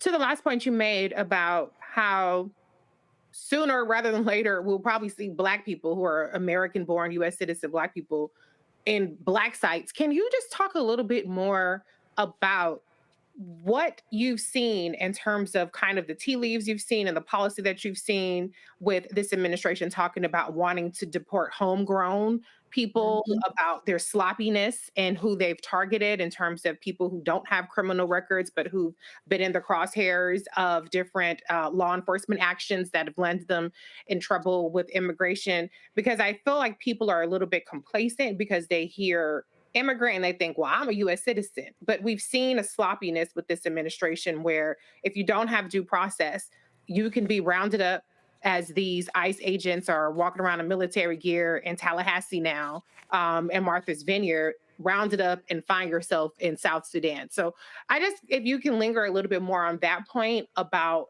how these things are a lot closer to happening, if they aren't already happening, than people might suspect. So, as you were saying that, I was thinking about how we just celebrated the 100 years of Malcolm X, Brother Malcolm. And one of the things that he teaches us, he said, you couldn't possibly be an American, speaking to African Americans, because if you were an American, they wouldn't have to keep passing this stuff. You would already have all these rights in the Constitution, right? And he wasn't saying you're not American in the sense that you haven't done what needs to be done to be American. He was saying this country will always see you as foreign. And it's a painful reality, but it is a reality, right? As, the original alien is the kidnapped African brought to this country in chains, right? And, all of the laws that start with immigration that are limiting immigration in this country all begin with Black people. We're told to begin with Southeast Asians. That is not correct. They begin with free Haitians trying to get into this country and being told at that time, no, you can't come in. And so this thing about Blackness and otherness is one that we live with every single day, again, regardless of our citizenship. And the fact that people are African American, when you have folks that are stopping people and are saying, we don't care about how you sound, right? Because Nsé Ufot, who we know, who was at one point the ED of New Georgia Project, came to this country when she was 12. And you can't tell that by hearing her talk. And there's so many other folks, right, that are in similar situations. And so they're saying they don't know from how you talk, so they're going to grab you and ask questions later.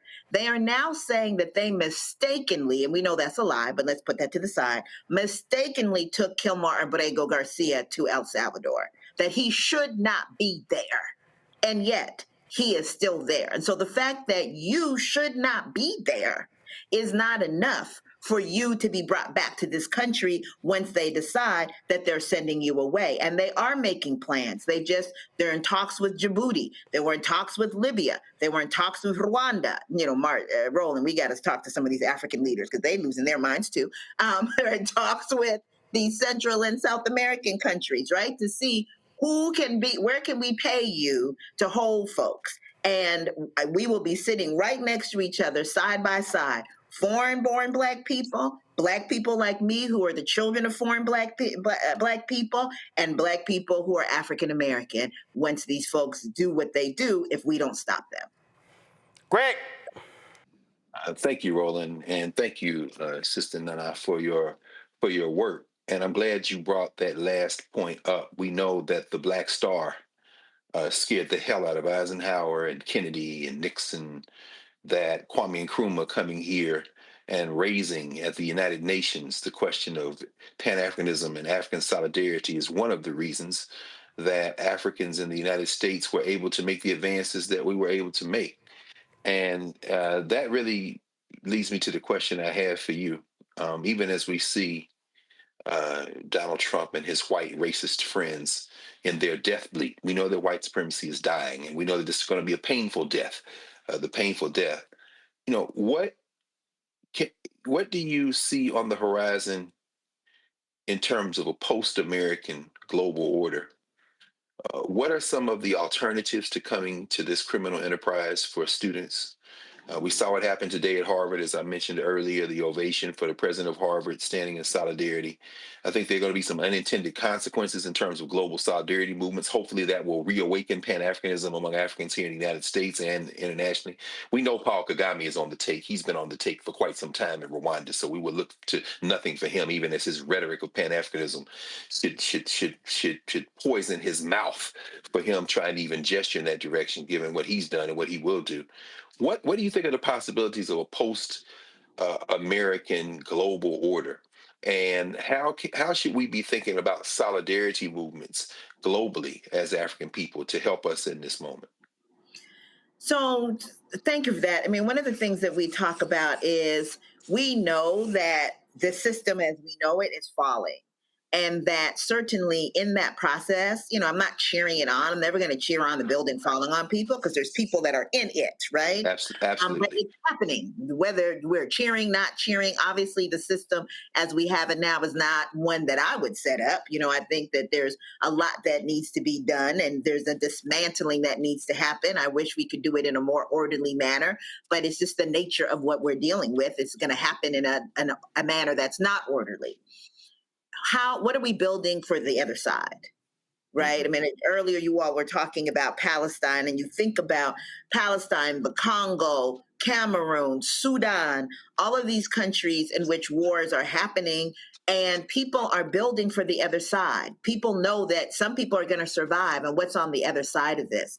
And I think even as we talk about this international student issue, particularly as it pertains to Black students, that is part of the building for the other side. Kwame Nkrumah went to Lincoln University. That's right. And we know if we look at HBCUs, if we look at community colleges, we look at our fraternities and sororities, that it is not just African Americans in this space, right? That's right. That in fact, because international students, Black international students are paying fees in here, that's part of how we survive to the other side. If he snatches this money from community colleges as they snatch money from HBCUs, the capacity to have Black international students is what's going to keep these colleges moving and keep our people still able to hold on till we get to the other side, right? And so that's important. And when we have people coming from the United States, African Americans from various HBCUs that have programs, sending folks to Ghana, letting people learn in Cape Town and Johannesburg, having people go to Kenya, sending people to the University of West Indies. That's how we build that global solidarity, Black solidarity that we're going to need, because on the other side, it is absolutely not going to be about alphabet soup. And it's absolutely not going to be about, I'm from Ghana, I'm from Nigeria, I'm from here, I'm from there. We're not going to erase where we come from, obviously, in our cultures, but we're going to have an understanding that it is with us working together and building together the world that only we, as the progenitors of the entire world population, understand needs to be, right? And so this thing with the international students is not just a nothing. It's a lot, because it's a way in the formidable years of people's lives, of Black people's lives, for us to be connected to each other, for us to learn, for us to love on each other, for us to be with each other, that they're trying to destroy here, because they know that 20% of Black people in this country are either foreign-born or children of foreign-born people. And they know that a lot of those people, like my parents, my father came in 1965 to get his PhD in civil engineering at Berkeley. And they know that that's going to produce a Nana and all my siblings who are going to join this liberation fight for Black people. And they know that. And so we have to make this an important part of what we're talking about. Thank you. Thank you. Dan, Nana, we appreciate it. Thanks a bunch. Keep up the fight. Thank you. Appreciate you. All right, folks, going to break. We come back. We're going to talk about the continuing boycott against Target. We got some other stuff we got to cover. Y'all know how we going to do this thing. We're going to keep bringing the funk as we always do.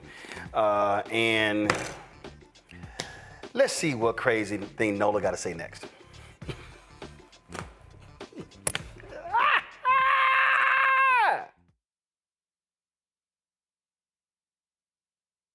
This week at the Black Table, we discuss a place, an idea, a dream, and a reality that everybody on the planet should know about. A place called Mound Bayou. What about Black people creating their own country, not from the outside in, but from the inside out? That's next on the Black Table, right here on the Black Star Network. This is Tamala Mann. And this is David Mann. And you're watching Roland Martin Unfiltered.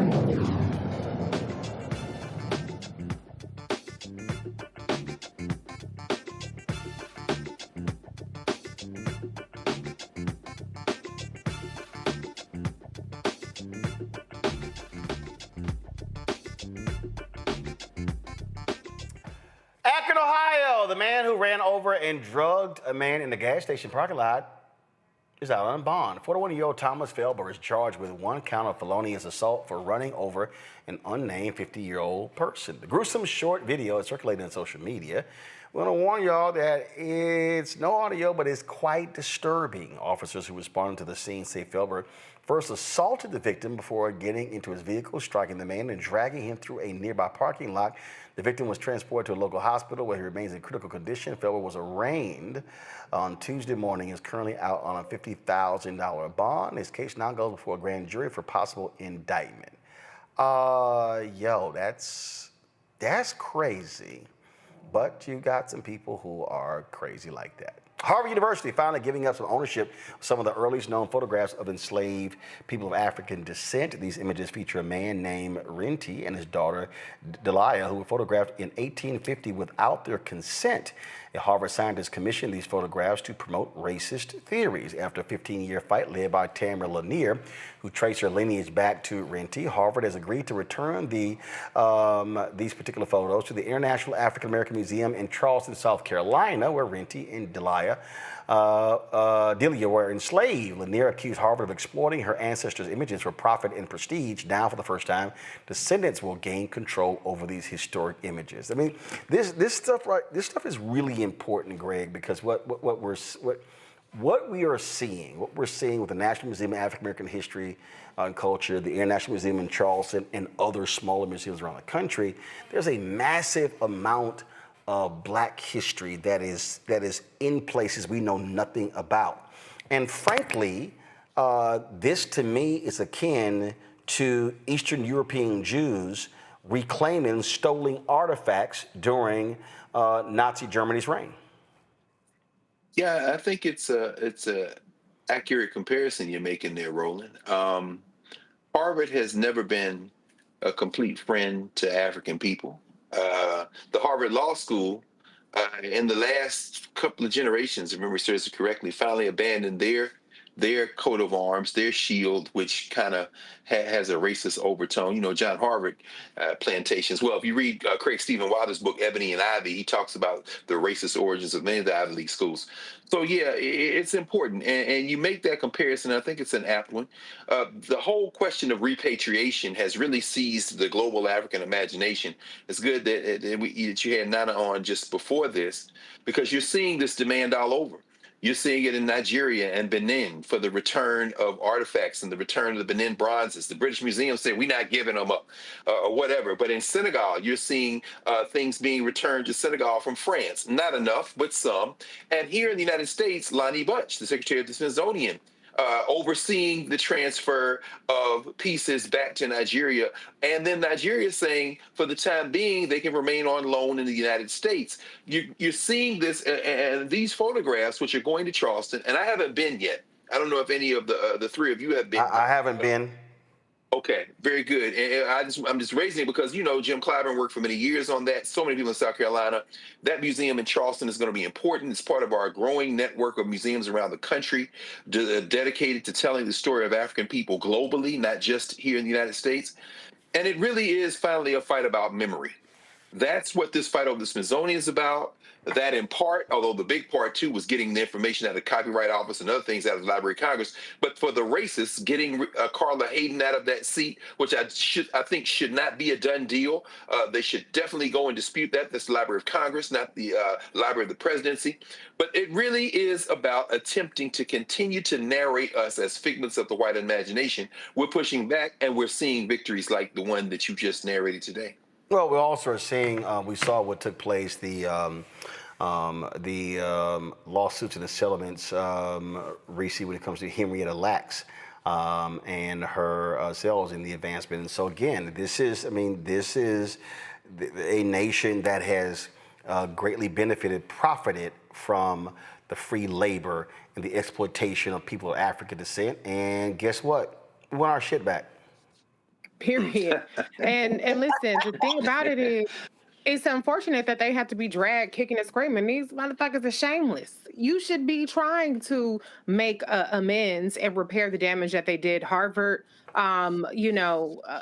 was getting a lot of money from charging licensing fees for the image of Rennie, while, you know, also preventing his family, his descendants from actually owning the image that's rightfully theirs. And so I'm glad that it's going to be put to more respectful and collaborative use with Rennie's family. I think that it shows the fact that it was such a battle, the lack of humanity people have and respect people have for the humanity of our enslaved ancestors, and thinking that, you know, they still have some sort of ownership over the stories and the lives of those people that came under horrendous conditions. And so I always said Black people need to get more litigious. I always said that, and I'm happy to see that, you know, his family did not back down, and that finally some sort of justice was served, and now it can be put to use in a way that honors him and in a way that honors his family.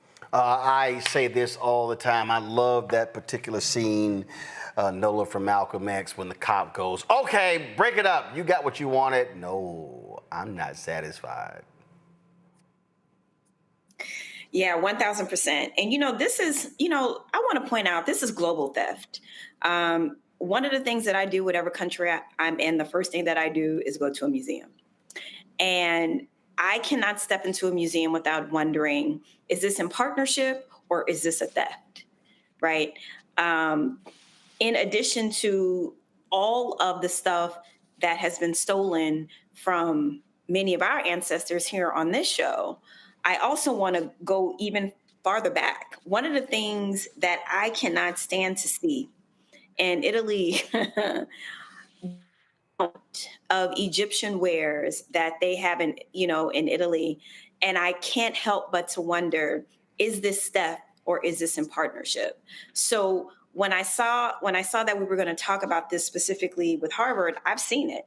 You know, I've seen other things there that are on display, from Native Americans to our heritage. And again, is it theft or is it in partnership? And often it is theft. So I am happy that this happened.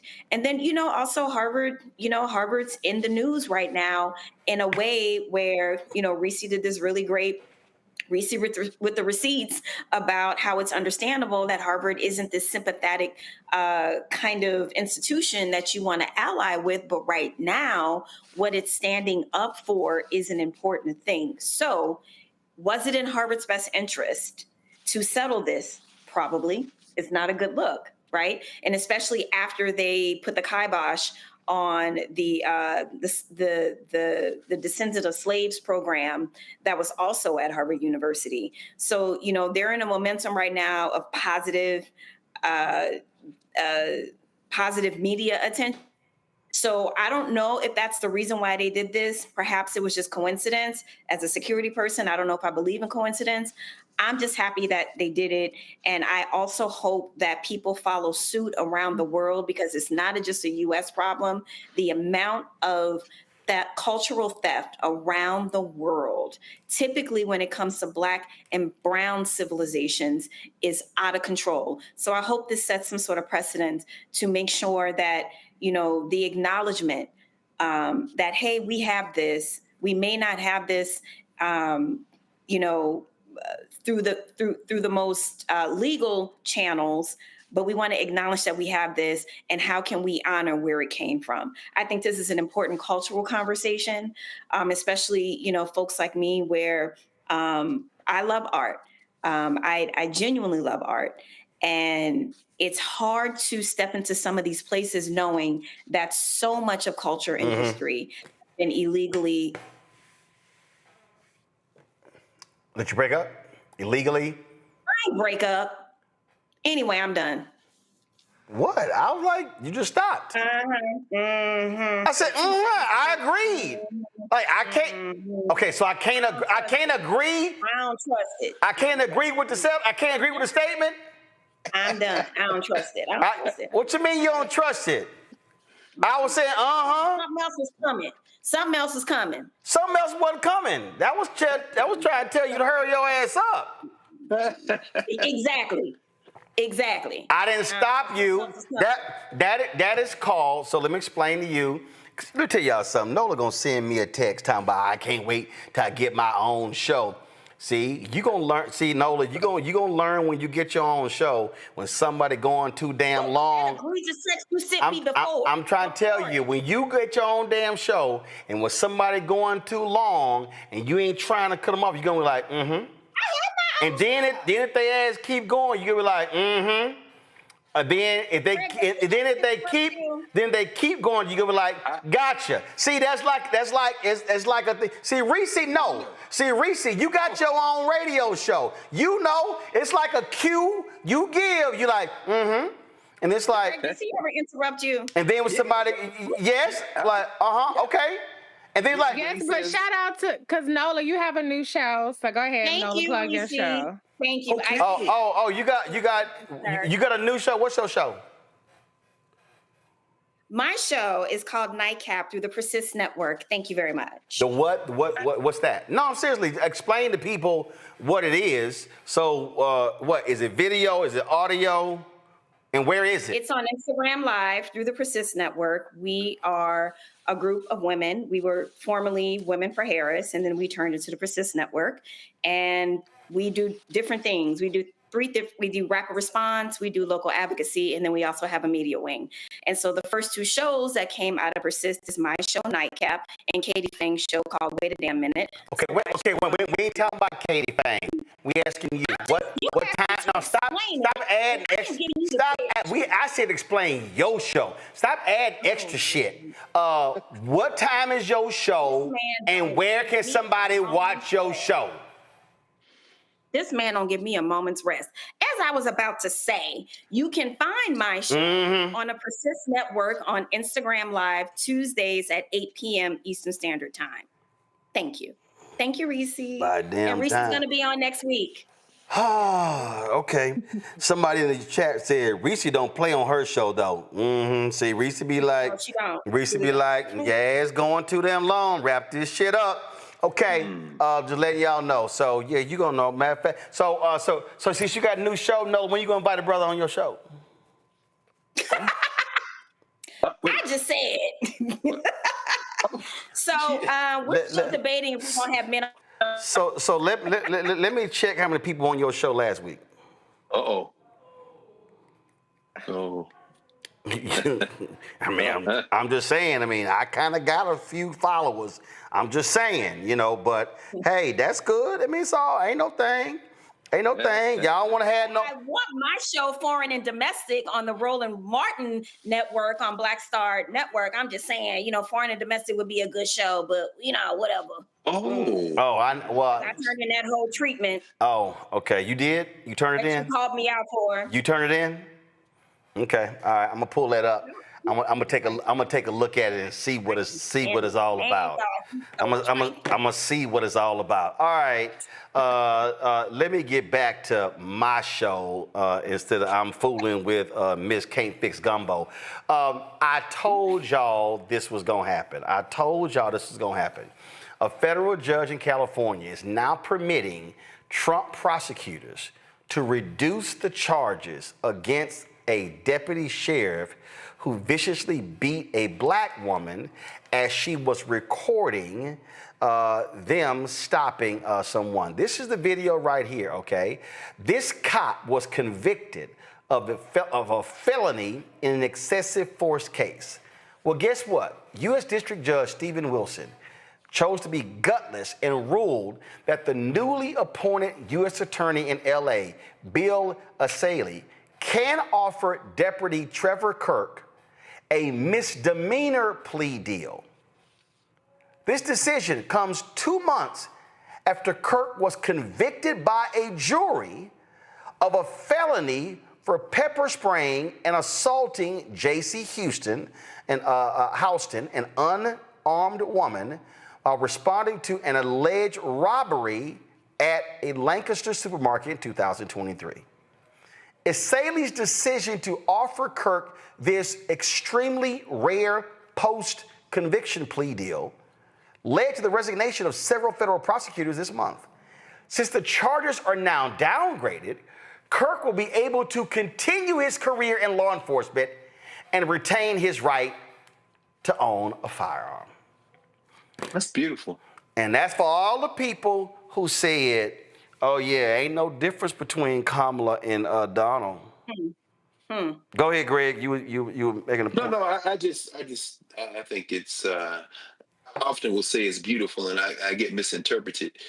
I don't think that I'm not aware of any society in world history, and God knows I don't know all of them, and not even a fraction, but the ones I know something about. I don't know any human society where things don't come to a head eventually. When you look at this guy's face, when you look at his picture, he looks exactly as you would expect him to look. When you look at this clown, Bill Isaili, the interim U.S. District Attorney, he looks exactly as you would expect him to look. I think these folks think that we believe in the rule of law to the degree that we will be willing to sacrifice our lives for that concept. They're wrong. I don't wish anything on anyone, but I will say this. When you continue to push people, ultimately they will push back. Mm-hmm. And, it's so interesting today, as I said, in Birmingham at the Nationalization of Black County Officials, we got into this long conversation around policing.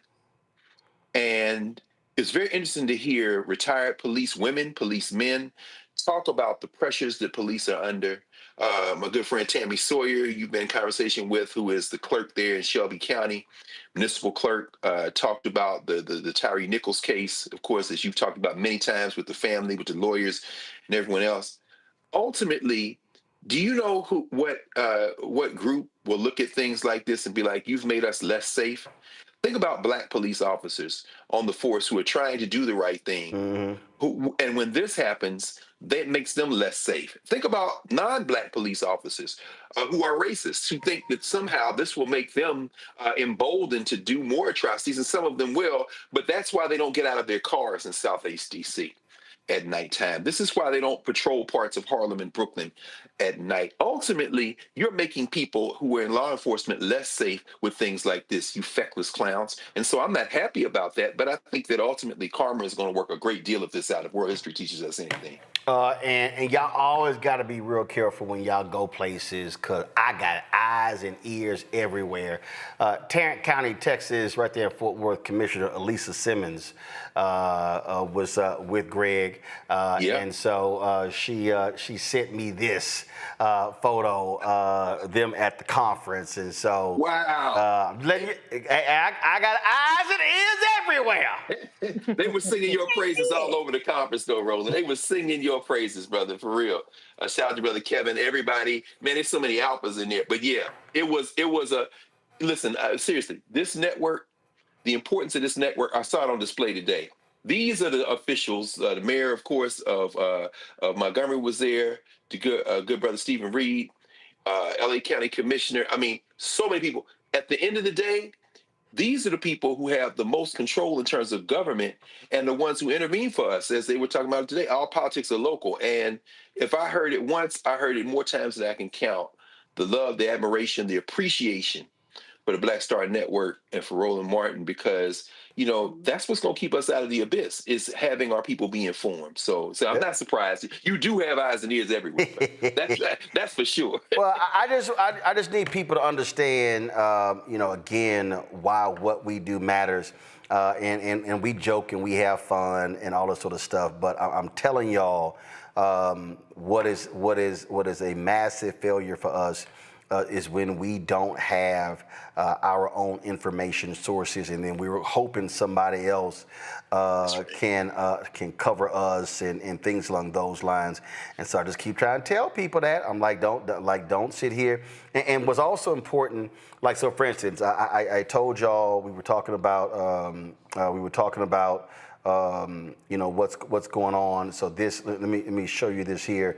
This was from CNN.com. Now y'all know I rarely ever show y'all anything from CNN, but they had a story published yesterday. It says Walmart, Target, and other companies warn about growing consumer boycotts.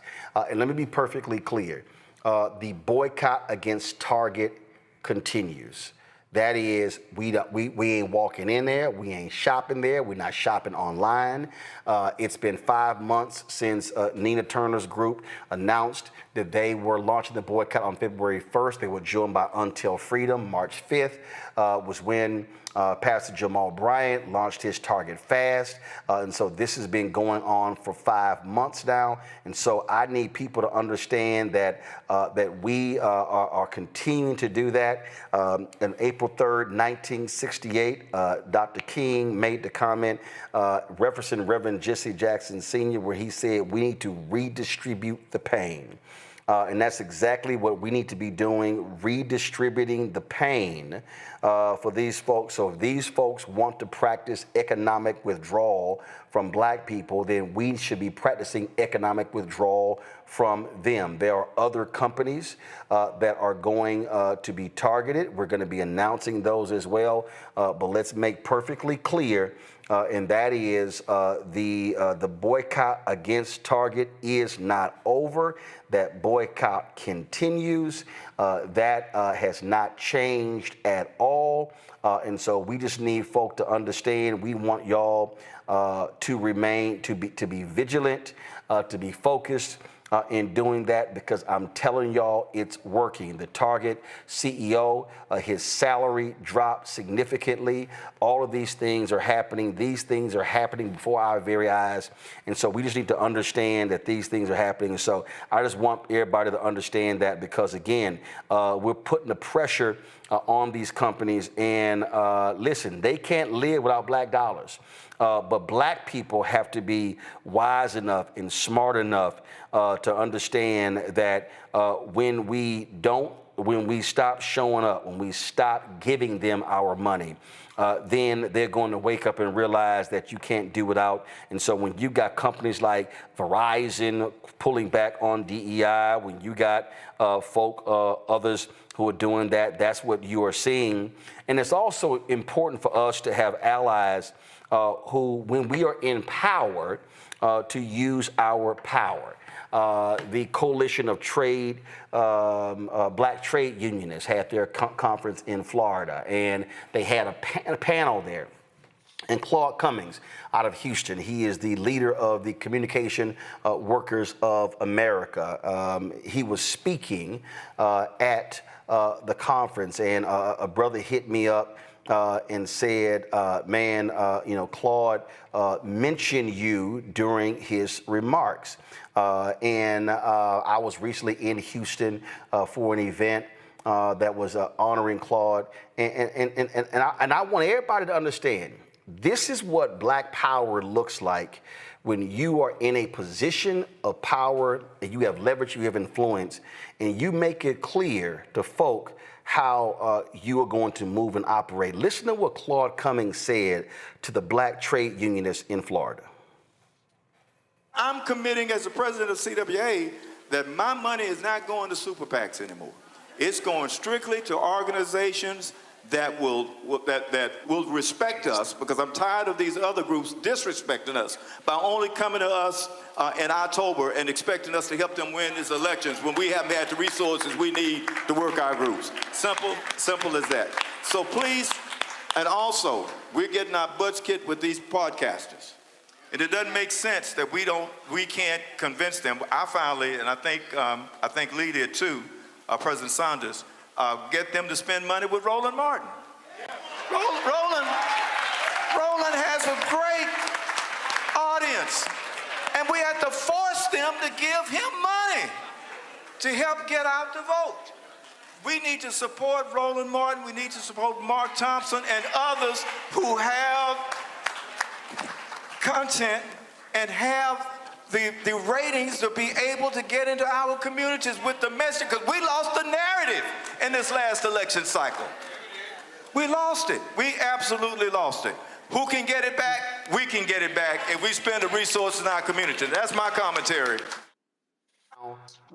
For the folk, and I know we got a Truth Talk starting. We're going to send y'all to them in just a moment. I need y'all to understand, again, what happens when we watch and when we keep watching and we keep listening and we keep paying attention.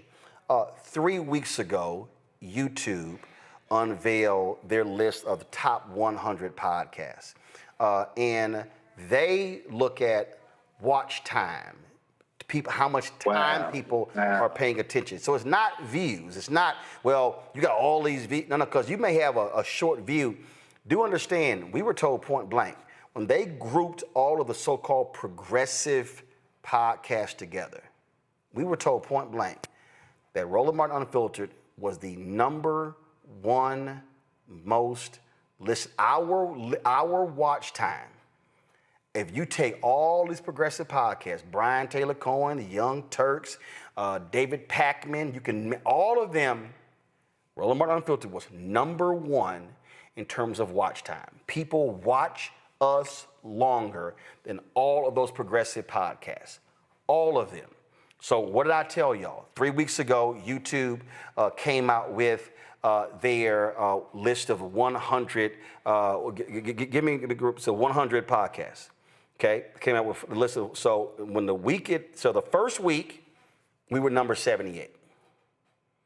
The second week, we came in at number 67. Yesterday, they dropped their new list. We're now in the top 50. We're number 46. So in 3 weeks, we've gone from 78, 67 to 46. We are the only black news show on the whole list. The other black folk, comedy, entertainment. So this is a perfect example. So this is why I keep telling black folks, stop running your ass to CNN and MSNBC making announcements. That's right. Stop thinking that you're going to get more attention if you run to the New York Times. We are creating black-owned and black-focused content that speaks to our audience in our language, in our way, and we don't have to apologize for how we present our information.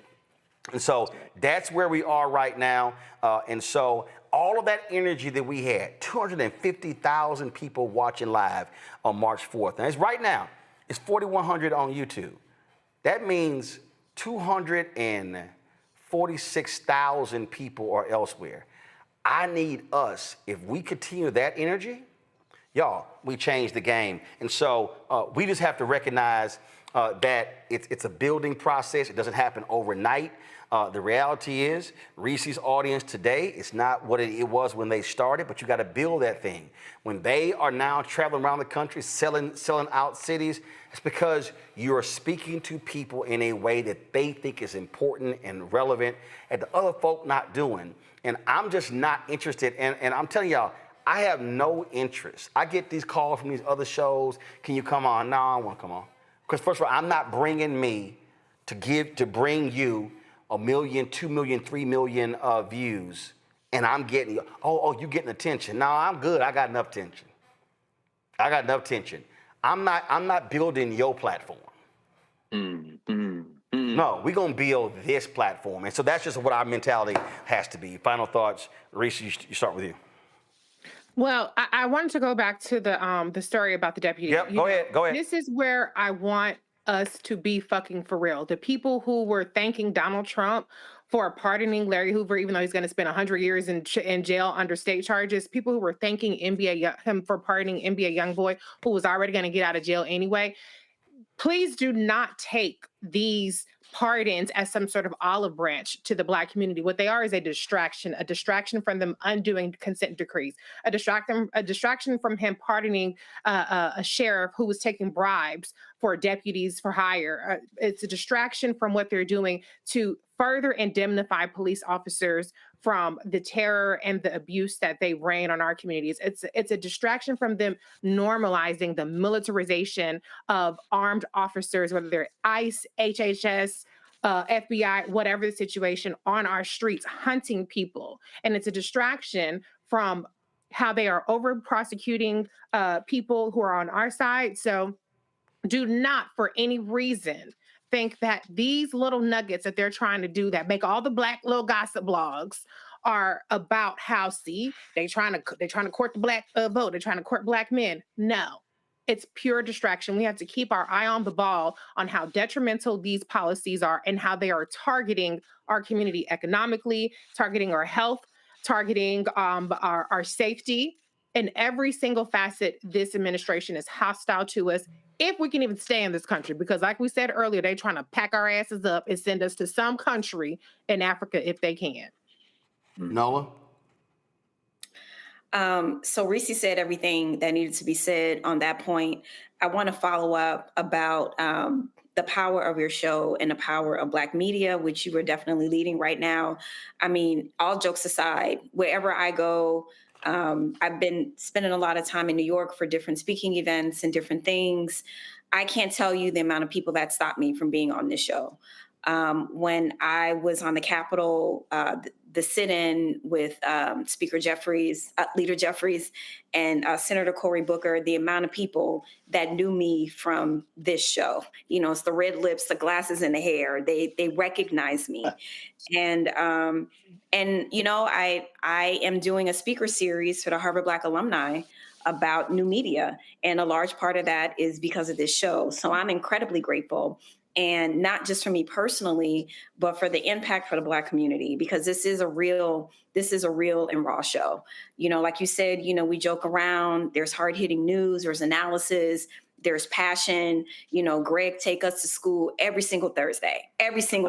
Greg is going to preach, honey. He going to take us all the way to church. We're going to learn something new.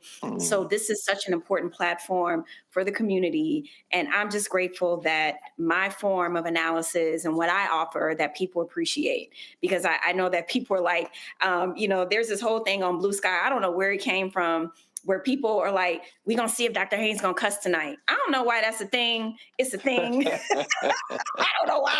Because Reese is a bad influence, that's why. Oh, everybody cusses now. I don't know why I catch all the heat. Congress people cuss, everybody cuss, the people act like I'm the only one cuss. Steve Horsford, every time I interview him, he's like, let's fucking go. Every single time. Every time. Oh, man. So I just want to say, Roland, what you do for the community, you know, it is so important. And you give so many different people opportunities that don't have major, you know, social media followings. It's about substance. It's about our expertise and what we can offer. So I just want to say a heartfelt thank you. I wouldn't have my own show through the Persist Network, a lot of things because of this show. And why you trifling in a whole lot of ways, but I adore you. I want to say thank you. And I know the community appreciates it, because every time I'm out and they see me, they thank you through me. So thank you. That's right. Did her ass say trifling? I did. Yes. T-R-I-F-F-I. No, hell no. Hell no. Your ass just spelled trifling with 2 goddamn F's. It's 1 F. I know. It's 2 F's. How the hell? No. That's trifling. It's 2 F's. No, that's trifling. See, y'all hell no. Y'all be picking on these. No, hell no. Don't be mad because your ass can't spell all them damn letters behind your name. PhD, MDIV, all that shit is your no spelling ass. Go ahead, you no spelling, no gumbo, no crawfish ass. Greg, go ahead and take us home. No, the blackest, the absolute blackest. Sure. There's nothing blacker than this, as James Weldon Johnson. I appreciate you too, Nola. Exactly. That, you know, and it's all love. You know, Roland, it's funny, man. As y'all know, you've heard the story many times. You know, Roland and I met in an argument and have become the best of friends, and that drives my would-be revolutionary friends crazy, because I think they have mistaken difference of opinion and style for not being able to be very close and being able to work for our liberation. And I want to thank you as well, Roland. I mean, you know, being in this space is a privilege, it's a gift, and it's a responsibility. Even as I have still to load up some more black tables, which I'm committed to that. I am.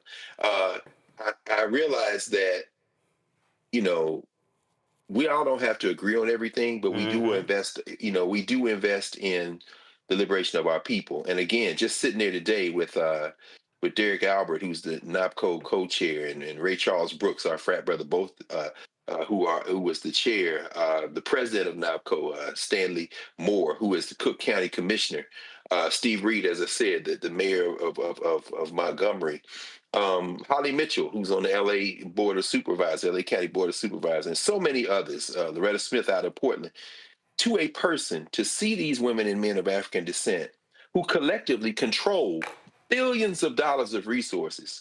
I think about those people who will come on YouTube and go on social media and snipe at you and say, oh, well, this is not revolutionary, and they bootlicking, bootleg. Here's a message to you. The people who are fighting for you don't care whether or not you're going to critique them. They're too busy trying to get the message out. Night after night, day after day, month after month, year after year on this network, whether it be someone who has been brutalized by law enforcement, whether it be somebody trying to get the vote out, whether it's somebody who has got a program that they have started or are intervening at a policy level. One of the things that we talked about today was how better to utilize spaces like this. This is a classroom, and Maya Angelou was right. You are a teacher. And I know that drives the purists crazy, the ideologues crazy. Let me be very, here's the final message I want to say to the purists and the ideologues. As we fight for you too. So I'm sure this is going to be clipped and probably used for clicks and likes somewhere. And guess what? It's okay, because nobody's going to be dissuaded from fighting for y'all. So thank you, brother. Thank you for everything you do in this space. I appreciate the panel, and my message to any of the people out there who run their mouth, who complain and critique, build your own shit. If you think, Reese, why you...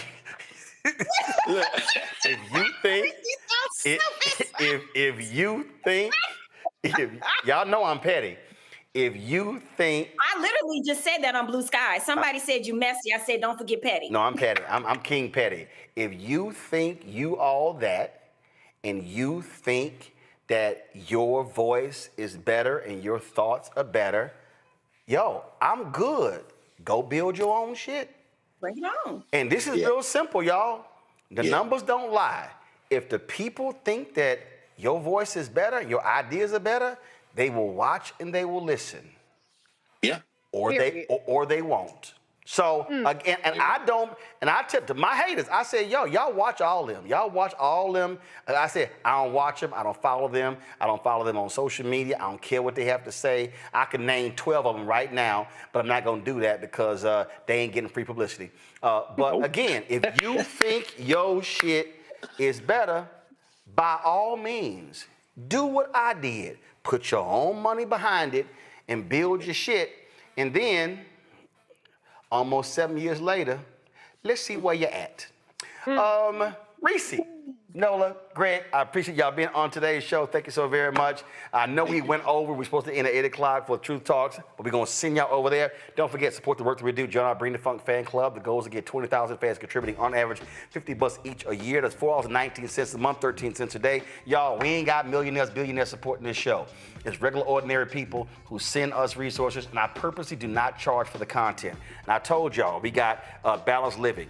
We got The Other Side of Change. We got Greg's show, The Black Table. We're launching a business show.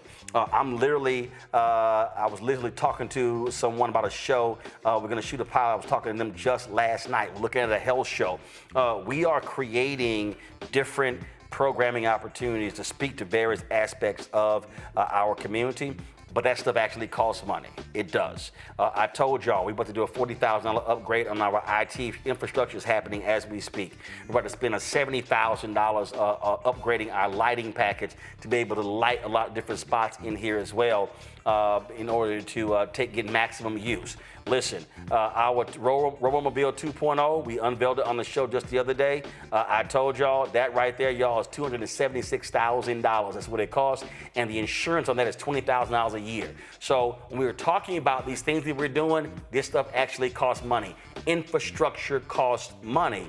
But when you build infrastructure, you now have the capacity to now begin to build things on top of that. So Cash App, if you want to contribute, you do the Stripe QR code, you see it right here. You can go to blackstarnetwork.com for the QR code as well.